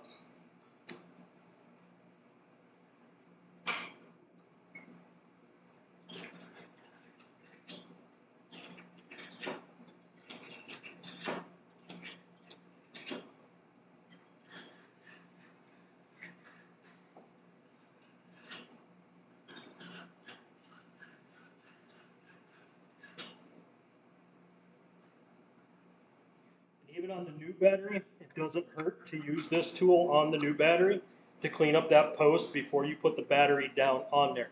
You guys will see me do that here in a little bit. I do need to clean up that positive post a lot better.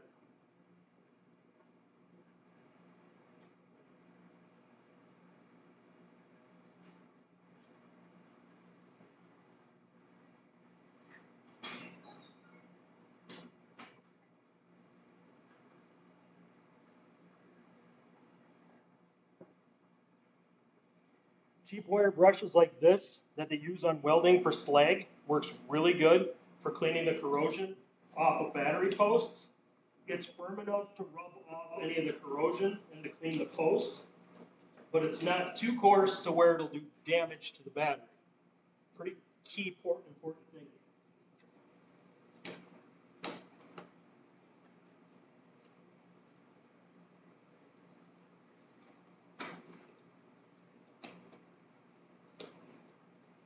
Avoid breathing in that dust that you get from rubbing off the battery post.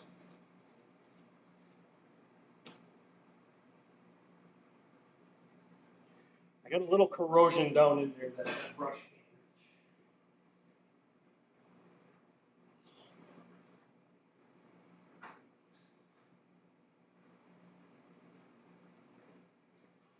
Also, this one here, this has got bristles on it. This works really good.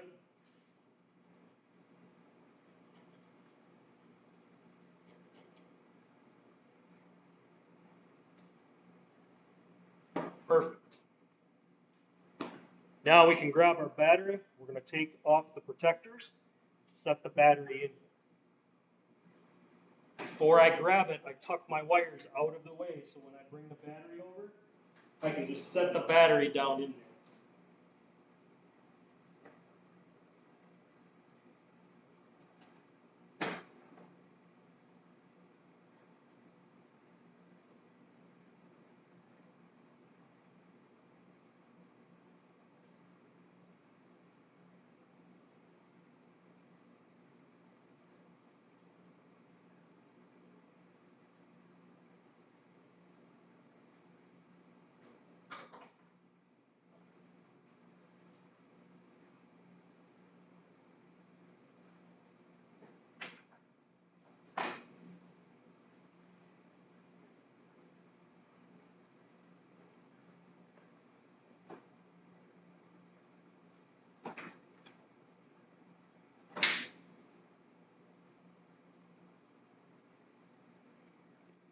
Okay, I'm going to bring you guys in there to see exactly what I just did, guys.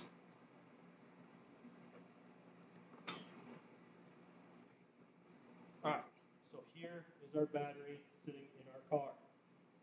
Brand new battery, we do need to put the hole down onto it. We need to connect our negative cable, make sure it's tight, connect our positive cable. It came with this on it. This tends to gather corrosion. If you look in there, the reason that it's corroded, this will hold on to moisture. Probably not a good thing to put back on there, so we're going to leave ours exposed.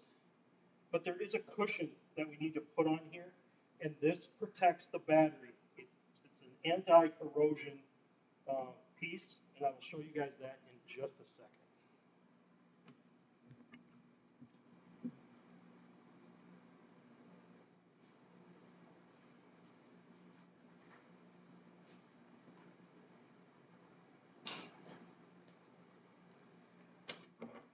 So, these were those anti-corrosion discs that I was talking about. We run these so that it keeps moisture out of there. We do not want corrosion on our battery posts. We can get corrosion when we drive through heavy rain or a car wash. So running these keeps those from corroding. Now, this one you don't see because of, yeah, there you go. So black for ground, red for positive.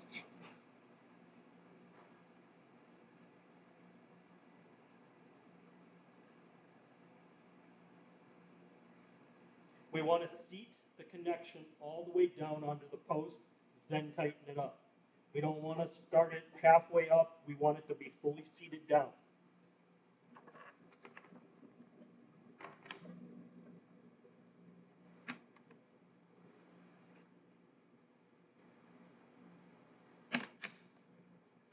Our reason for that is so that we get the best connection possible. If it's sticking partially the way up, it won't make a complete connection. So we have to make sure that it's fully on there.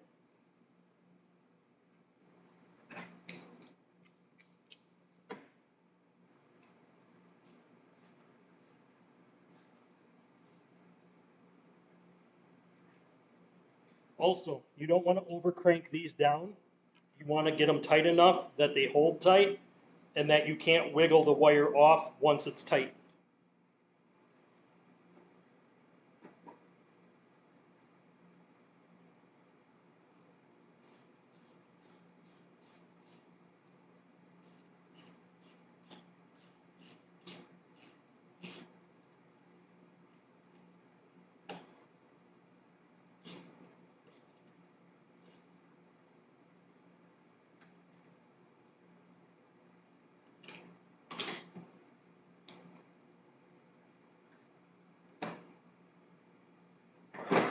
Okay, wire is tight.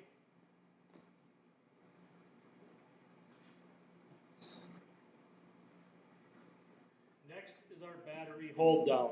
We want to spray a little white lithium grease where these are so that we have a little bit of lubricant on it. We want these to not corrode and rust up. If they do, oftentimes your battery will come loose. If the battery bounces around, it'll do damage to the battery.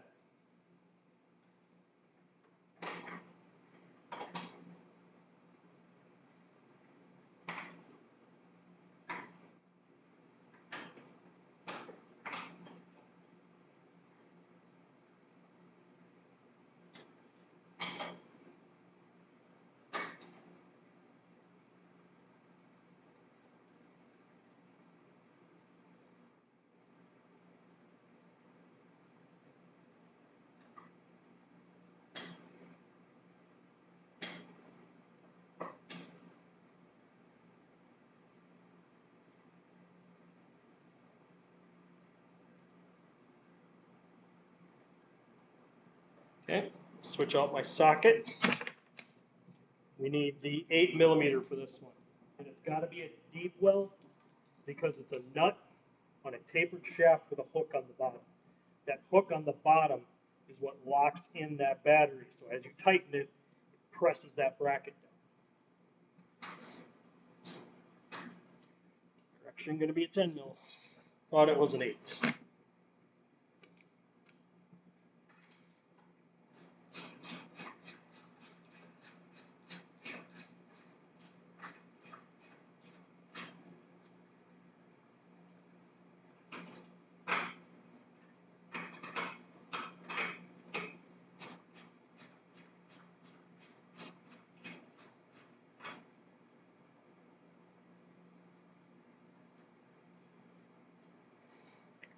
Okay, the way we test those battery posts is we wiggle them.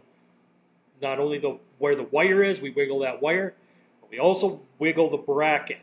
The bracket is what's super important here. If we can move that bracket with our hand, the battery's not tight. If a battery bounces around, it actually does damage to the battery, and over time, it will shorten the life of the battery. So, super important that that battery gets tight, guys. Take the time to do that.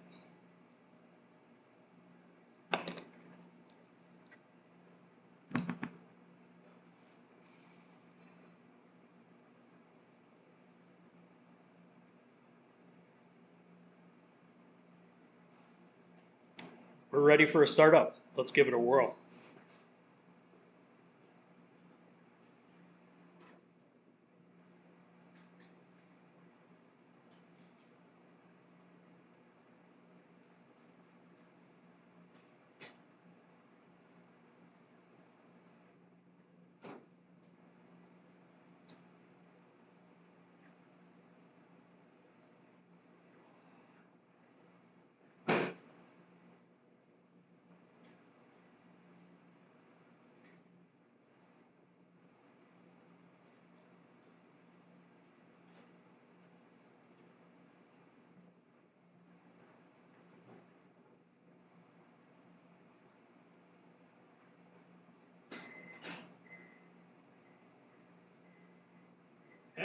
recording.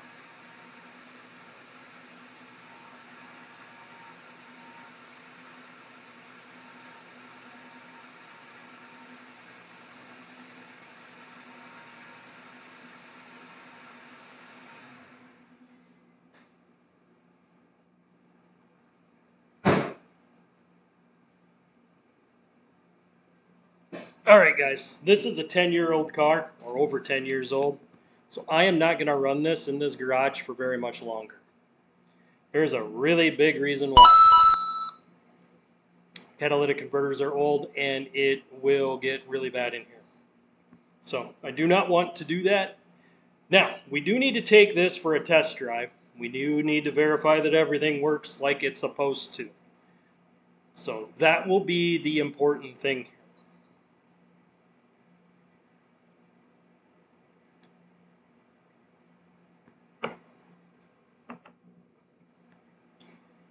So anytime you guys do a repair, make sure you guys take it out and drive it.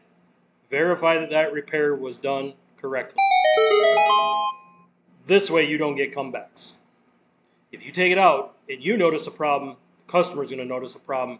You can avoid the comeback by fixing it right. Now, I can't test the cruise control, which was broke off of that throttle body. I need to test that on the test drive. I also need to test to make sure it's not overheating. I need to make sure that the coolant's topped off because we did disconnect lines at the throttle body and it was low on coolant. So I need to make sure I don't have coolant leaks as well. Not only that, but we are going to do an oil change on this car. That will be coming up next week. We're going to do a service on this. And in that oil change, guys, I am not going to pause to explain what I'm doing. I'm going to show you how quickly you can do a service in your own garage without having to do a bunch of extra stuff. Through that process, you will learn how to do it. The reason I have always explained what was going on, because I wanted you to have the knowledge going into it. I've done several of those videos. You guys can look back. We just did one on our Audi. So that Audi that was here, we did an oil change service on that. I showed you guys how that went, and there was also some pieces that were broken and missing that we fixed. If you guys want, go ahead, go back and check that video out, and you guys will see what we did there. Checking a few things here before we transition over. Now that this thing starts, what I can do is take this on its test drive, make sure everything's working like it's supposed to, run it through a heat cycle, get it hot, let it cool down, get it hot, let it cool down. This is important to do because clamps do come loose after a heat cycle. And you want to make sure those clamps stay tight, especially around the throttle body that has sensors. If we don't do this right, it won't get a proper reading from that throttle body. The next thing is we will have an O2 sensor to do on this car, guys. The O2 sensor, sensor 1, bank 1, is gone. We have to replace it, meaning I'm probably going to have to heat up the manifold. I'm going to have to work out the old O2 sensor and put the new one in. I bought a tool that I will showcase in that video when we do that, that it's important that we get that sensor out and that we clean the threads before the new one goes in. This is how we can verify that our repair will be a success and not,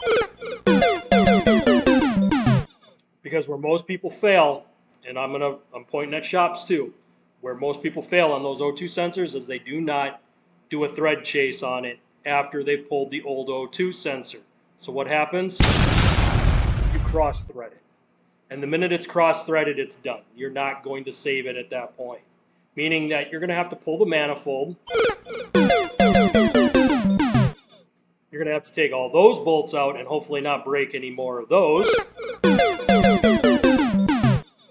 you're going to have to put in a new manifold with all the new parts because you messed up that one piece. So, all right, guys, that's what we got going on for next week. We're going to focus on the oil change. We do have a headlight project coming up, and we are going to change batteries and remotes. I'm going to do a separate video on remotes. I've got 3 of them that need battery changes done, so we will do that separately. I've already replaced the battery in this one. You guys can see it right down here in the corner. So this one works, meaning that we can change the batteries in our other key fob, and that will work too. So we are going to do that.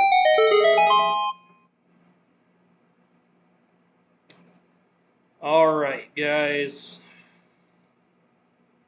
Definitely reaching into deep into the 2.5 hour mark. Thank you guys for tuning in today. Thank you guys for all the support. Continue hitting the like button and the subscribe button. Ring that notification bell. Bill, if you're still here, give me a 1 in the chat. Sure, just give me a 1 if you're still here.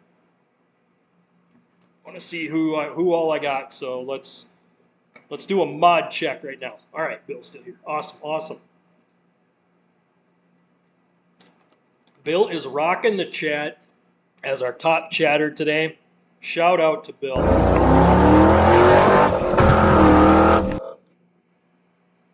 And we're going to work on acknowledging a lot of these top chatters every video. We're also going to do shout outs, super chats, all of that. So for my mod guys, you guys do not need to super chat in. I will always read your chats. I either read them myself or I read them out loud if I think they're poignant to the topic. But mods will always get read. Anyone who's not a mod, chat in any dollar amount and I will read it. Any dollar amount over $5 and I will give you a shout out. Any super chat over $25, you get the sound effect and a shout out. So that's for my non-mod guys. My mod guys can chat in whenever they want. I don't press them, and I usually read their chats. But if you want to become a mod, just add content to the show, show that you're able to engage and be active in the chats. Usually I will mod up anyone who's in the top 3 for chats for the day. If you're in the top 3 and you're not a mod, you will get a wrench by the end of the day. So something for you guys to know. So that's what we got going on for the future, guys. We're going to work on that, and we're going to keep building the channel as we go. Hopefully we will get a bigger viewership. So awesome. Currently we got 5 of you guys on here. Awesome, awesome, awesome. Like I said, consider subscribing. Hit that like button. We are now going to transition over to our news section, guys. So this repair is pretty much done. I've done everything I can. Now it's up to the test drive, figure out what's going on with it. We're then going to dive into some of the other topics next week. But that concludes our work portion of the video for today. Let's move into our news topics. So I gotta set this all up a little differently here, guys.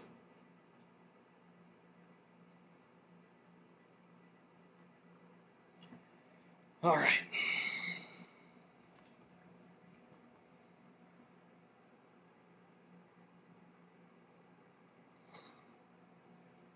All right, so we will start out on our favorite site, Motor Trend News.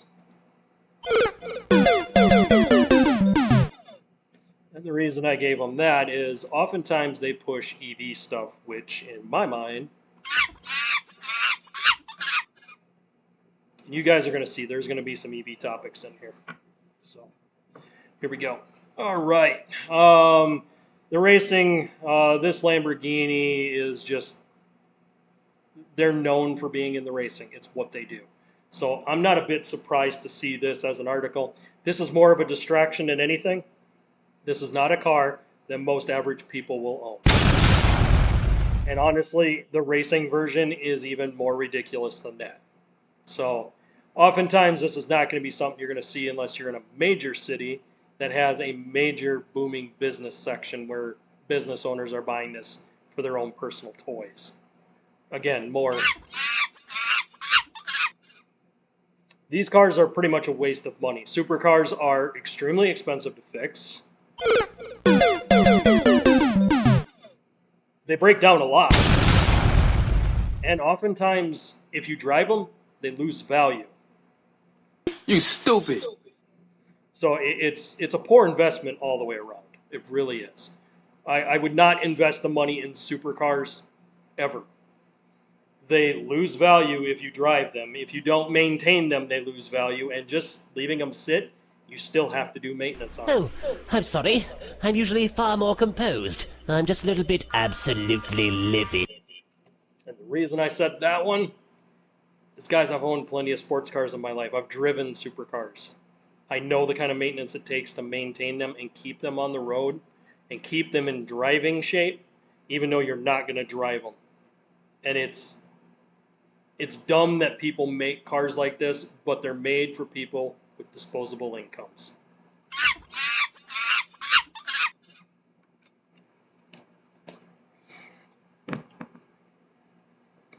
If you got the money to play around and have fun, sure. If it's what you like doing, go for it. But for the average person, bad investment idea.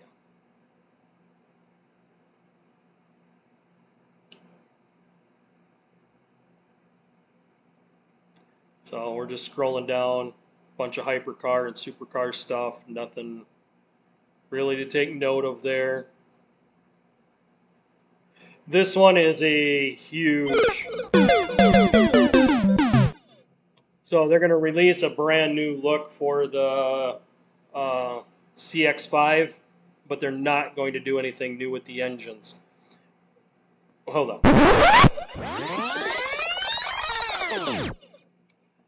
What this tells us is that they don't plan on investing anything into engine development, because either they want to keep what they've got or they're going to go to the EV market.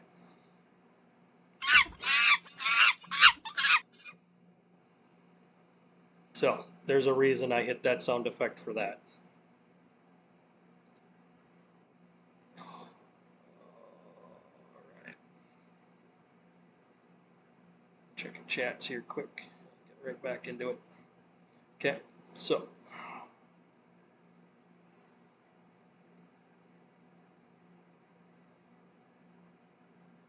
Yeah, basically 2 articles back to back, written by 2 different people. This is a huge LM motor trend. Guys, honestly, what are you guys doing? I mean, seriously.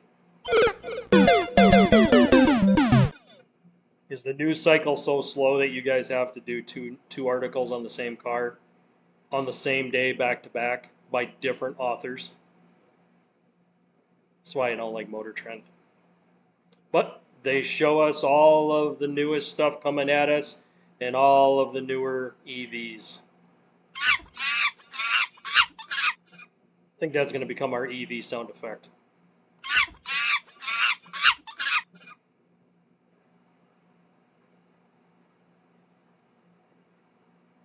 Ah, yes. I wanted to cover this article right here, guys.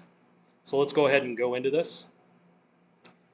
Okay, first thing we should be concerned about, and we need to pay attention to, is what this bill means and how it can be abused by I'm not saying the administration is going to abuse it, but how are banks and manufacturers going to abuse it? So let's take a quick look. So it starts off here at the top, no tax on auto loans.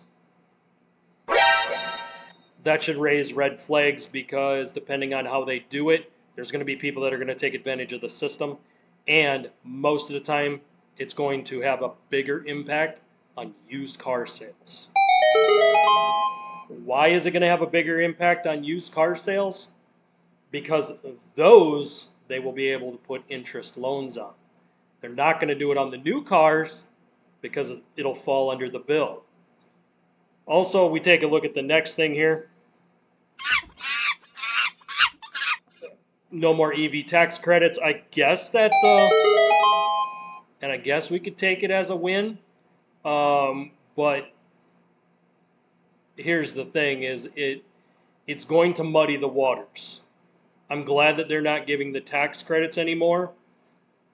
And what people are actually going to start seeing is what these cars actually cost without the tax credits. The only way that EVs were competitive was the tax credit. What the fuck? And I said it, and I'll stand by it. It's the only reason that those cars are competitive with the gas or ICE engines, is because of that tax credit.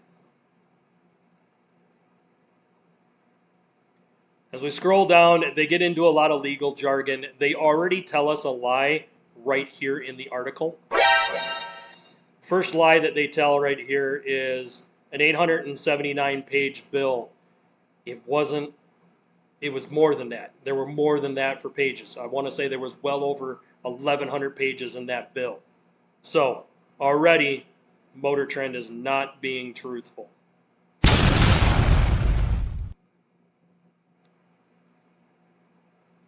I'm going to cover this pile of junk here in just a little bit.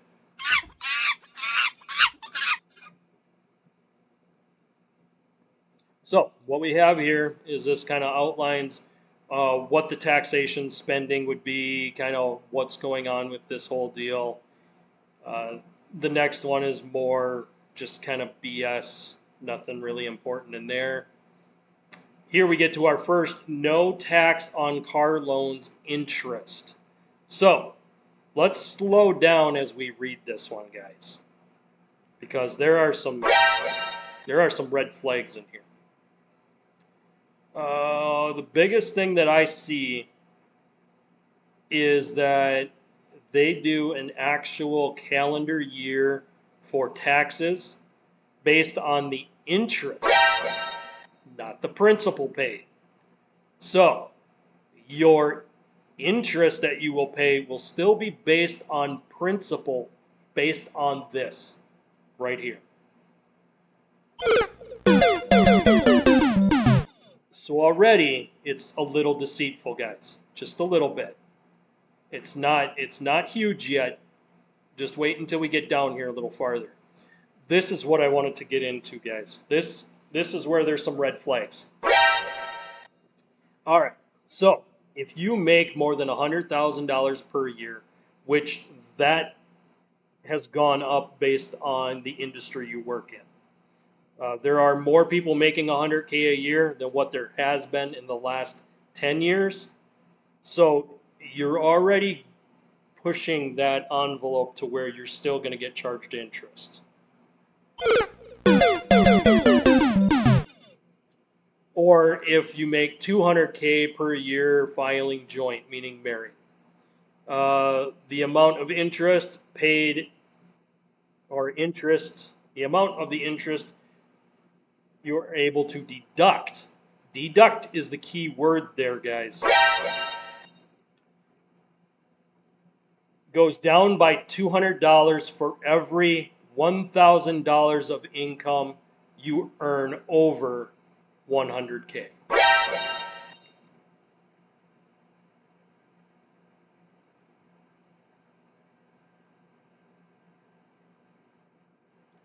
And this also means that if you're making over 150K,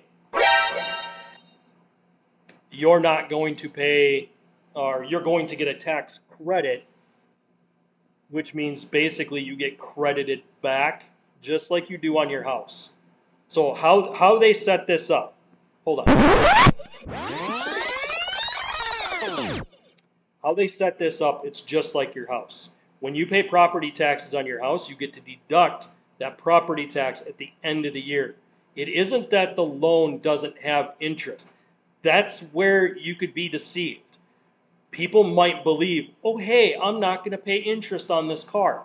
Not true. You will pay the interest, but you can then take it as a tax credit at the end of the year if you meet these qualifications. That's how this is set up. So be careful who you get that news from, because they could deceive you. And the dealerships are going to use this to their advantage. We need to be careful. You walk into a new dealership, they will try to sell you on no interest. It's not that there's no interest. You're still being charged interest. You just get a tax deduction over $100,000 a year. And that is only because they're trying to give a tax break to people that are buying American cars. That's the reason why, guys. And basically they're saying if you make over that 150K or 250K combined, you won't, you basically won't pay interest on that loan. You won't pay an additional because of the interest on the loan. So you're getting the tax credit based off of the interest, not off the principal. So what are we going to see? Let's hold up. What are we going to see?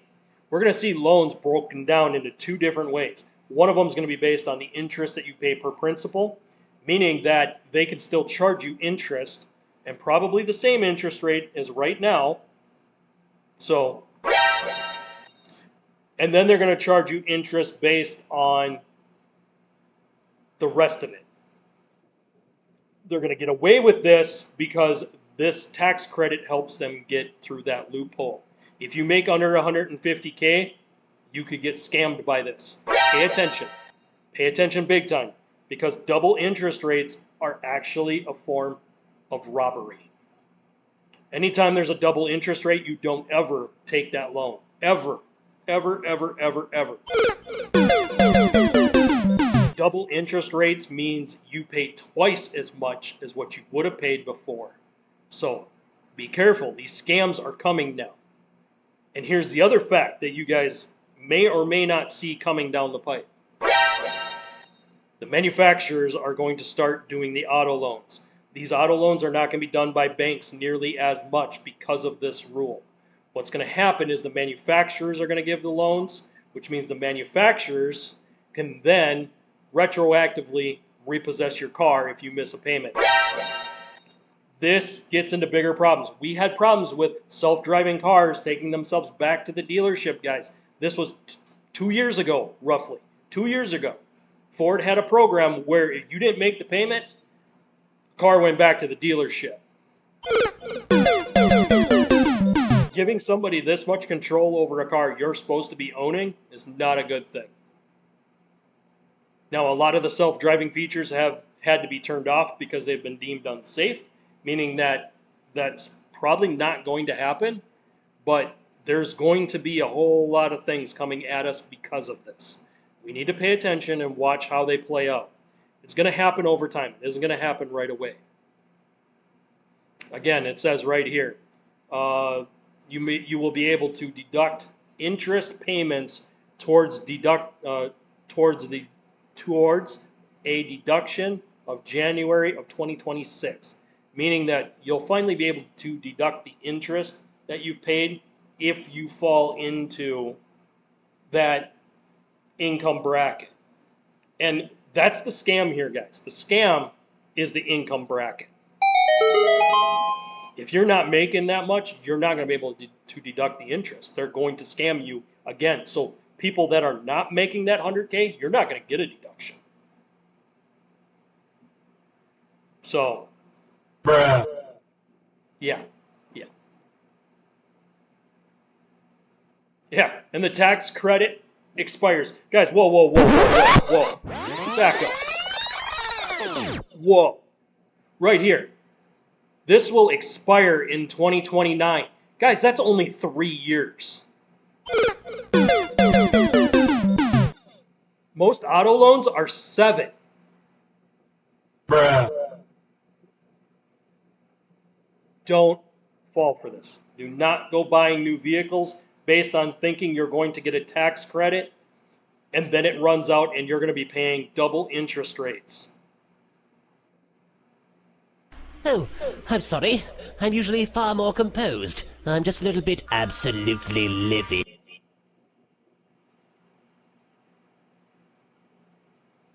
Gee, I wonder what car they used for the article.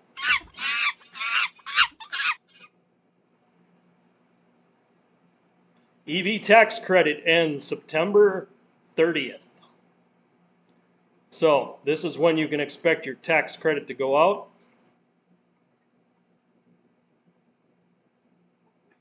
Both credits were, tax credits were scheduled to expire December of 2032. But they're actually going to retroactively shut them down ahead of time. This puts EVs on an even playing field with ICE engines. For the longest time, EVs got preferential treatment. Which, in my mind, this whole EV push has been a complete joke to begin with. Oh, I'm sorry. I'm usually far more composed. I'm just a little bit absolutely livid. But that being said, guys, as we scroll down, we'll see, how they're going to go about bringing this down, making it easier to make it a level playing field. They're also trying to get lower cost on EVs with smaller profit margins. Guys, the markup on EVs is ridiculous because they were made to be sold to people with disposable incomes. These are supercars. And in my mind, it ain't a supercar. Not even close. And the only reason that the EVs made it to market is because Elon himself said, I want these cars to be as fast as a supercar. It has nothing to do with mileage. I said that a long time ago. I sure hope somebody picks up that phone, because I f***ing called it! The mileage on EVs suck, period. I don't care what you got. And all the mileages on EVs are a straight up lie. And if you want proof, last week I broke down the mileage on a Tesla. A 10-year-old Tesla, by the way. I broke down the mileage on it. And guys, you were only getting 100 miles per full charge. Because the maximum capacity of that battery was less than 300. That's a joke. That is a straight up joke. Buying a car like that is a complete waste of time. That ain't a car. At that point, you could get a bike and ride a bike back and forth to work if you're only using that much of a charge. You're that worried about the environment, go get a motorcycle.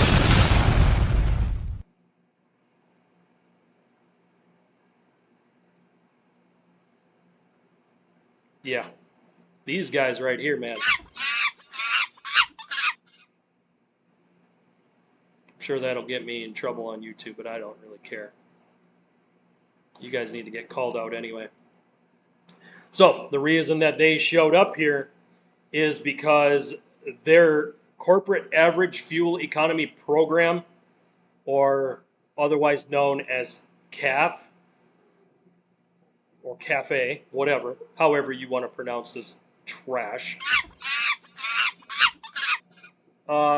keeps all the existing rules in place, but reduces the penalty for breaking them to 0.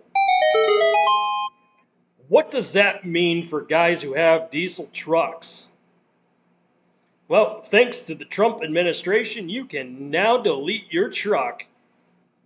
And because the rules are in place, they can't fine you. If they can't fine you, they can't penalize you. That means anyone with a diesel truck, you guys can get rid of that annoying diesel particulate filter. You guys can get rid of the DEF system. You guys can take all that off. You can remove your EGRs, and your penalties for breaking it will be 0. Now, is there going to be other side effects that we need to watch out for? Yes, absolutely. But without the financial backing behind it, they're not going to go after it. And it says it, right here, that as far as ignoring fuel economy regulations, as the EPA cannot meaningfully enforce them, meaning that they can't actually enforce these standards. These are standards put forth to penalize the big companies that were doing the work. They went after the shops, they didn't go after the people owning the vehicles, because they didn't want to go after the taxpayers because they knew what kind of cascade effect that would have. So instead they went after the shops, which is why a lot of shops stopped doing it. But this will erase a lot of the penalties associated with this. It doesn't get rid of the rules though. So I guess we do gotta kind of be careful, because what this could mean is that as long as the administration stays the same, the penalties are at 0, but those could change with a different administration. So we do got to pay attention to that.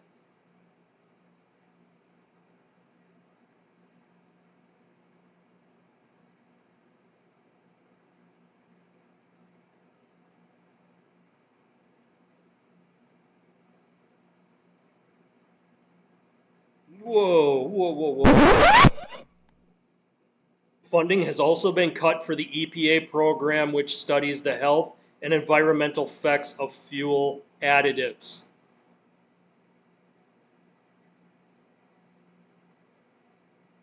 Does that mean that they're not going to look into what additives we run?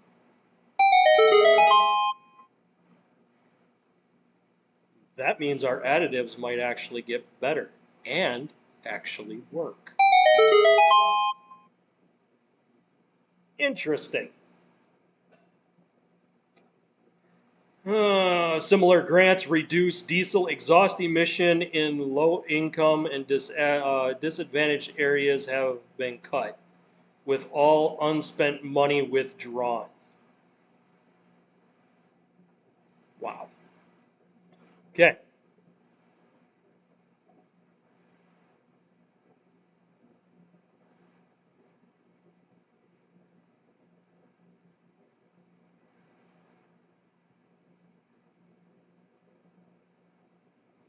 So they added a deduction on your taxes. This is for van pool, transit mass, or parking pass, and you can deduct up to $175 per month of any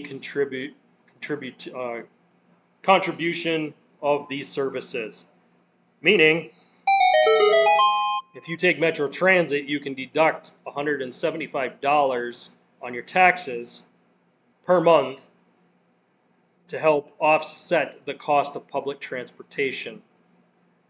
So this does hurt the public transportation department, guys. You gotta look into these things.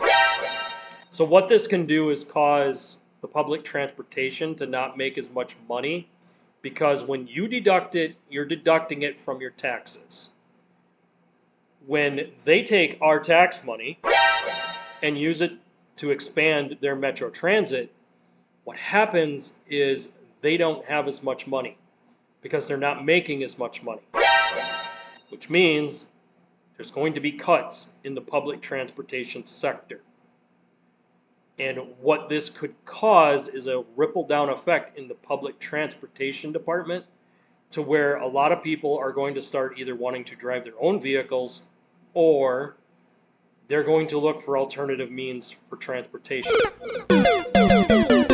I got something on that, and the reason I hit that button was what happens is other programs are going to have to step in to fill these gaps. Because in major cities, there is a good portion of people that can't drive or don't drive.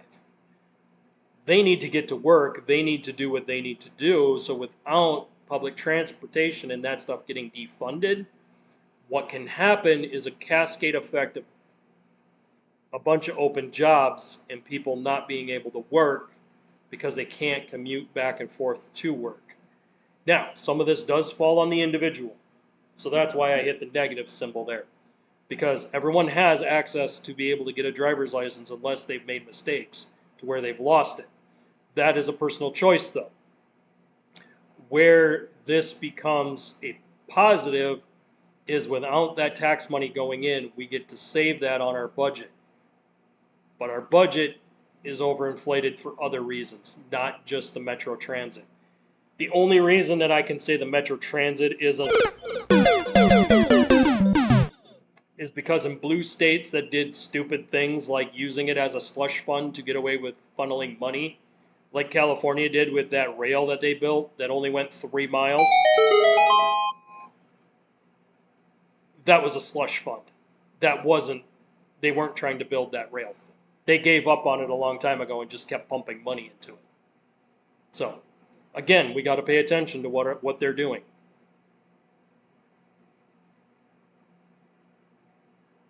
So as they start pushing more and more drilling and getting more petroleum and more oil, honestly, a lot of our oil, guys, a lot of it comes from Canada. It does.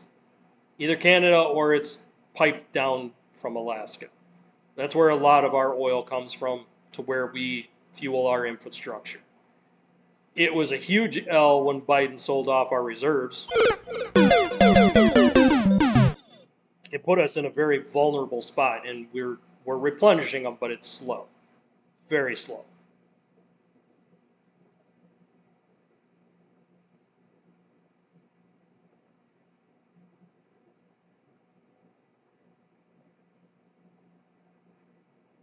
So the bill also undoes several provisions of the Inflation Reduction Act. You know, this is all stuff that they're trying to do to kind of balance the budget, take some of the government spending away. That was all promised to us already. So that's nothing new. But this was what I wanted to highlight. And getting into this, before I get into... Wait, what are you guys showing me here? I can't play the video for obvious reasons for copyright, but they are talking about the Demon 170. Are they bringing it back for... Cute. That was a marketing ploy. All right, you know what? Let's go ahead and watch through this. I kind of want to see what they're pushing here.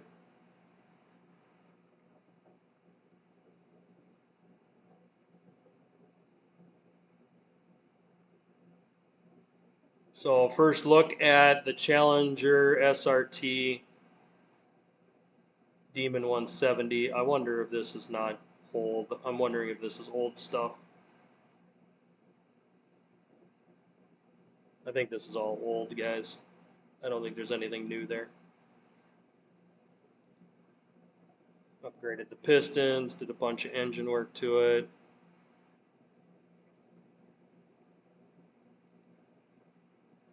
Still a traditional V8 engine. Whoa, did you guys see that? Whoa. You know what? Back that up.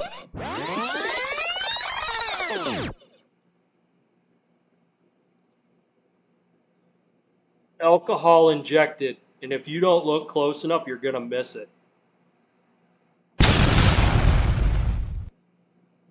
This is the new Dodge Challenger, guys.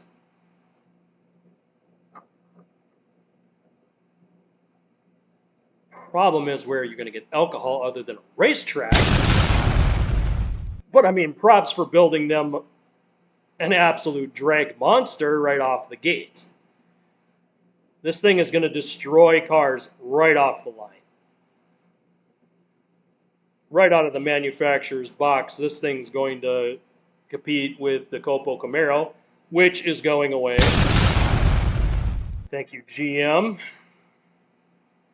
So they're pretty much going to have a domination there. The only ones that are going to be able to compete is going to be Ford with their Mustang, but their Mustang's not going to compete with an alcohol-injected car.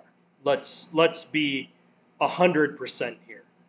The Mustang has no chance of going against an alcohol-injected Demon 170. That car will lose every single time.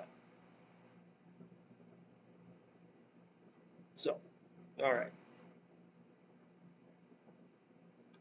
We've covered that, guys. Let's go ahead and back out and check out some of the rest of the news here.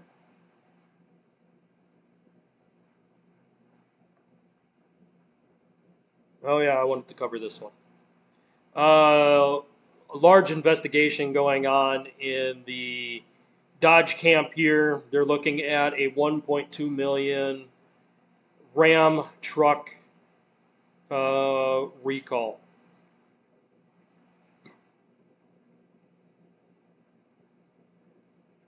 And it's on all platforms from the 1500 to the 5500.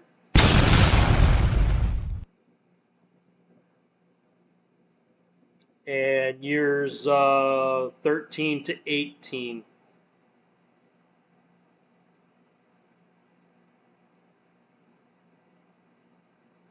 And this was a problem from Fiat. Fiat failed to fix. Stellantis will eat the bill.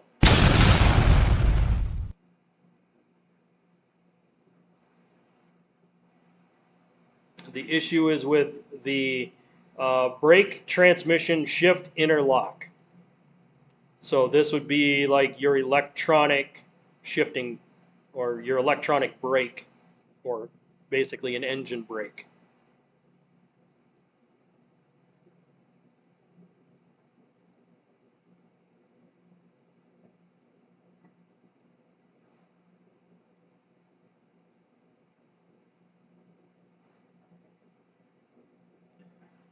Recall involves a solenoid that could overheat and swell, preventing a locking pin in column shifter equipped trucks to engage and locking out shifter when the brake isn't pressed. This is a huge L, guys.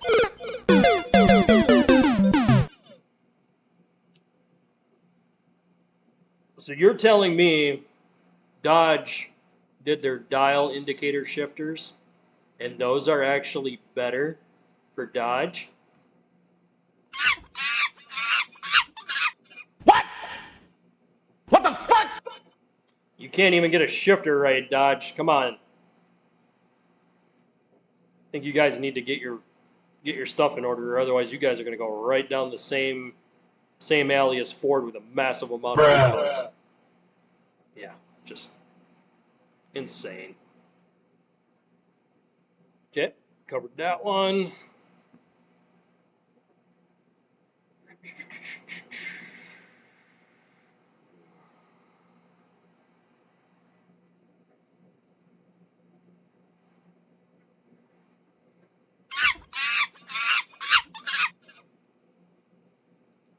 Could it be recalled for being too quiet?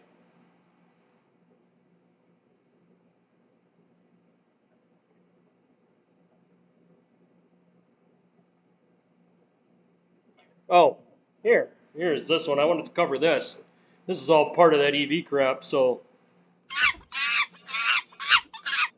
if you guys thought they were going to get rid of their EV program, they're not going to, because Stellantis still owns them. This is why I said we have to be cautious about what they're going to do with their new vehicles that they're building here.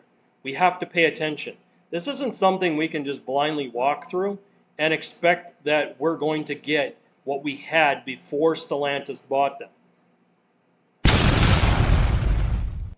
We're going to see EVs snuck in. And what did I say? I said, I'm really hoping that I'm not right and I'm not going to be hitting this button in a few months from now. Well, I sure hope somebody picks up that phone, because I f***ing called it! But I have a sneaky feeling the EVs aren't going away. All they're going to do is mask the EV by using a gas engine to charge the battery. This will extend the range of EVs, which it's not an EV, it's a hybrid.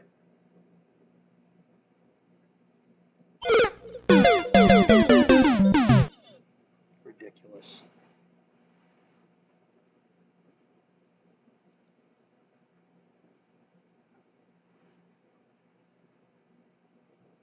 Towing on an EV is absolutely ridiculous too, guys. Towing on an EV is a waste of time. Ford already failed at this, guys. And if Dodge hasn't learned their lesson, they're going to learn it too. Your range drops dramatically when you tow on an EV. It does on a gas engine because you're putting a heavier load on the truck. you're working the truck harder. Because you're working the truck harder, you're going to have more problems. In order to fix that, you're going to need to extend the range. But right now, the only way you're going to extend range is with using a hybrid system. Guys, it's coming. If you guys don't see it, you will see it. Trust me. Let me check chats here for quick. Make sure I haven't missed any. Oh, I missed some from Bill. Sorry about that, Bill. Awesome. Let's get your chats right up here. EV, too much money in the new Green Deal, not so green. Yeah, guys, that whole thing was just a straight up scam anyway. Bruh. That the new Green Deal was a straight up joke. And anyone who thinks an EV is green, You stupid. EVs are not green. Not even close. You look at what it takes to build them, they will not offset their carbon footprint in the lifetime of the vehicle, even if you re-battery it. And that's the facts. But nobody wants to tell you that because nobody's done the research, because nobody wants to look into it. And the people that have looked into it, their stuff gets suppressed. Bruh. Yeah. I've been suppressed for telling you guys this. My reach gets hurt because of this. Bruh. But I keep doing it because you guys are worth it. I do this because you guys deserve to know. Bill says, in Tucson, free public transportation. Yes, yes. A lot of places are going to start going to this, and this will help alleviate the tax credit. The issue is that they're making their money off of the government in order to build their infrastructure, pay their workers, and do all their maintenance. This means the taxpayers in the United States are paying for that public transportation. I don't think that is right either. I do think there needs to be a balance there. The people that need to use the public transportation system, that's fine, and I'm glad it exists there for them. But they shouldn't have it to where there's no cost to them at all. I think that needs to be balanced just a little bit.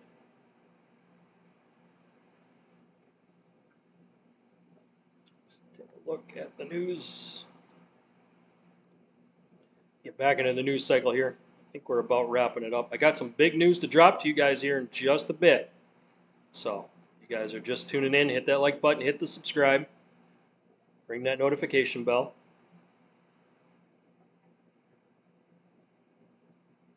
Bruh. Chevy hasn't learned their lesson, and they deserve to get hit by it.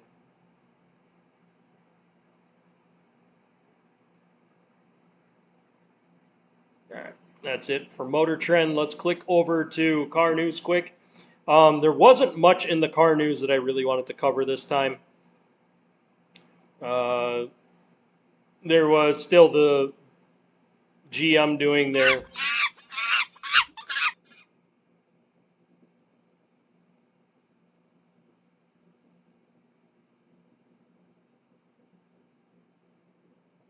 Mazda wants to claim that sports cars are still important to their business, but they're not pushing it to do it the way they should. So Bruh. you're either committed to it or you're not. There is no middle ground.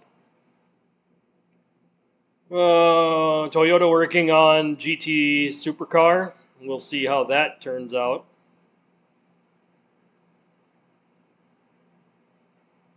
Check a little bit more here for you guys.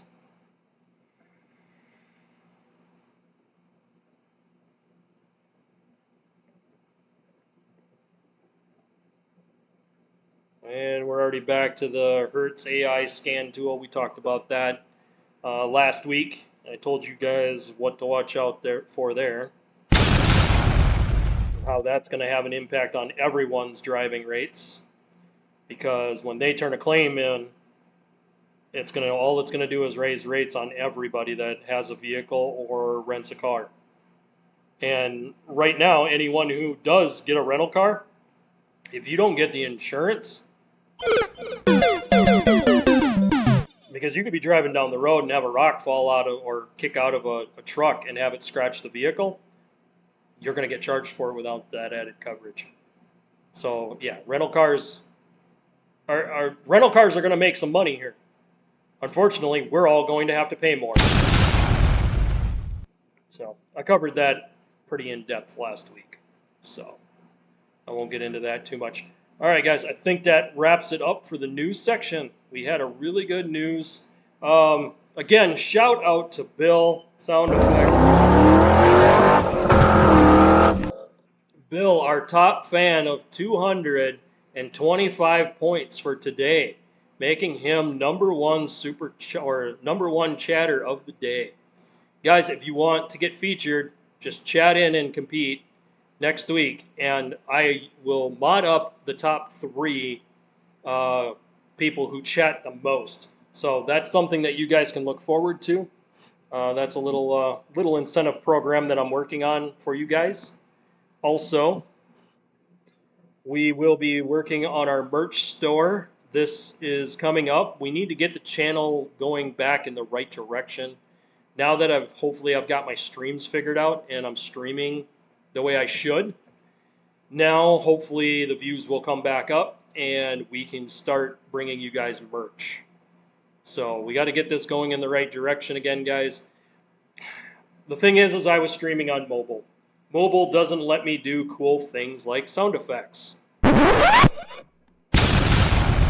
And I really do like this feature because especially during the news section, I kind of add some entertainment to it. I can add more value to it. You guys can get cool sound effects. And it really does kind of help add to the content. So I don't want to go away from not streaming off of my setup here. Meaning that we got to get everything to flow right. Because I was doing everything on cell phone, a lot of my viewers are on mobile device. So if you're on mobile device, I'm trying to fix it so that you guys have the best possible streaming experience on mobile. That requires a whole different setup. I know I'm going into the weeds here, guys, but I'm doing this to let you guys know that we're committed to work through this process and bring you guys the best content that we possibly can. We've got a lot more coming up. Next week, we're going to get into the service on this. We're going to keep going. We're going to get an oil change done on this thing. We do have headlights, so if it's not too complicated, I'm going to dig the headlights out and put new headlights in this car. That way I can give this car back to the customer after a healthy tune and a test drive to make sure that everything we did was 100%. After that, we will do one on keys and replacing the batteries. We may have a little lull where we will see Crimson Vortex slide in, but then we will have a Chevy Tahoe coming in that's getting a full 100K service. This one's important for anyone who has newer cars and is reaching that 100K. Because once you hit 100K, there's a lot more maintenance you need to do. You can't just do a basic oil change on a 100,000 mile car. It doesn't work. You need to do some fluid changes. And we will cover all of that in that video when we get there. But just know that there's a lot more coming up on the channel. We got a lot more coming for you guys. I want to say thank you guys for all the support. Today was an awesome day. We had a lot of engagement in the chat. Thank you, Bill. And again, guys, we're working on building a lot for you guys. So make sure you guys hit the like button, hit the subscribe button, ring that notification bell so you get notified when I go live, which is now every Saturday at 1 p.m. Central. And I'll see you on the next one.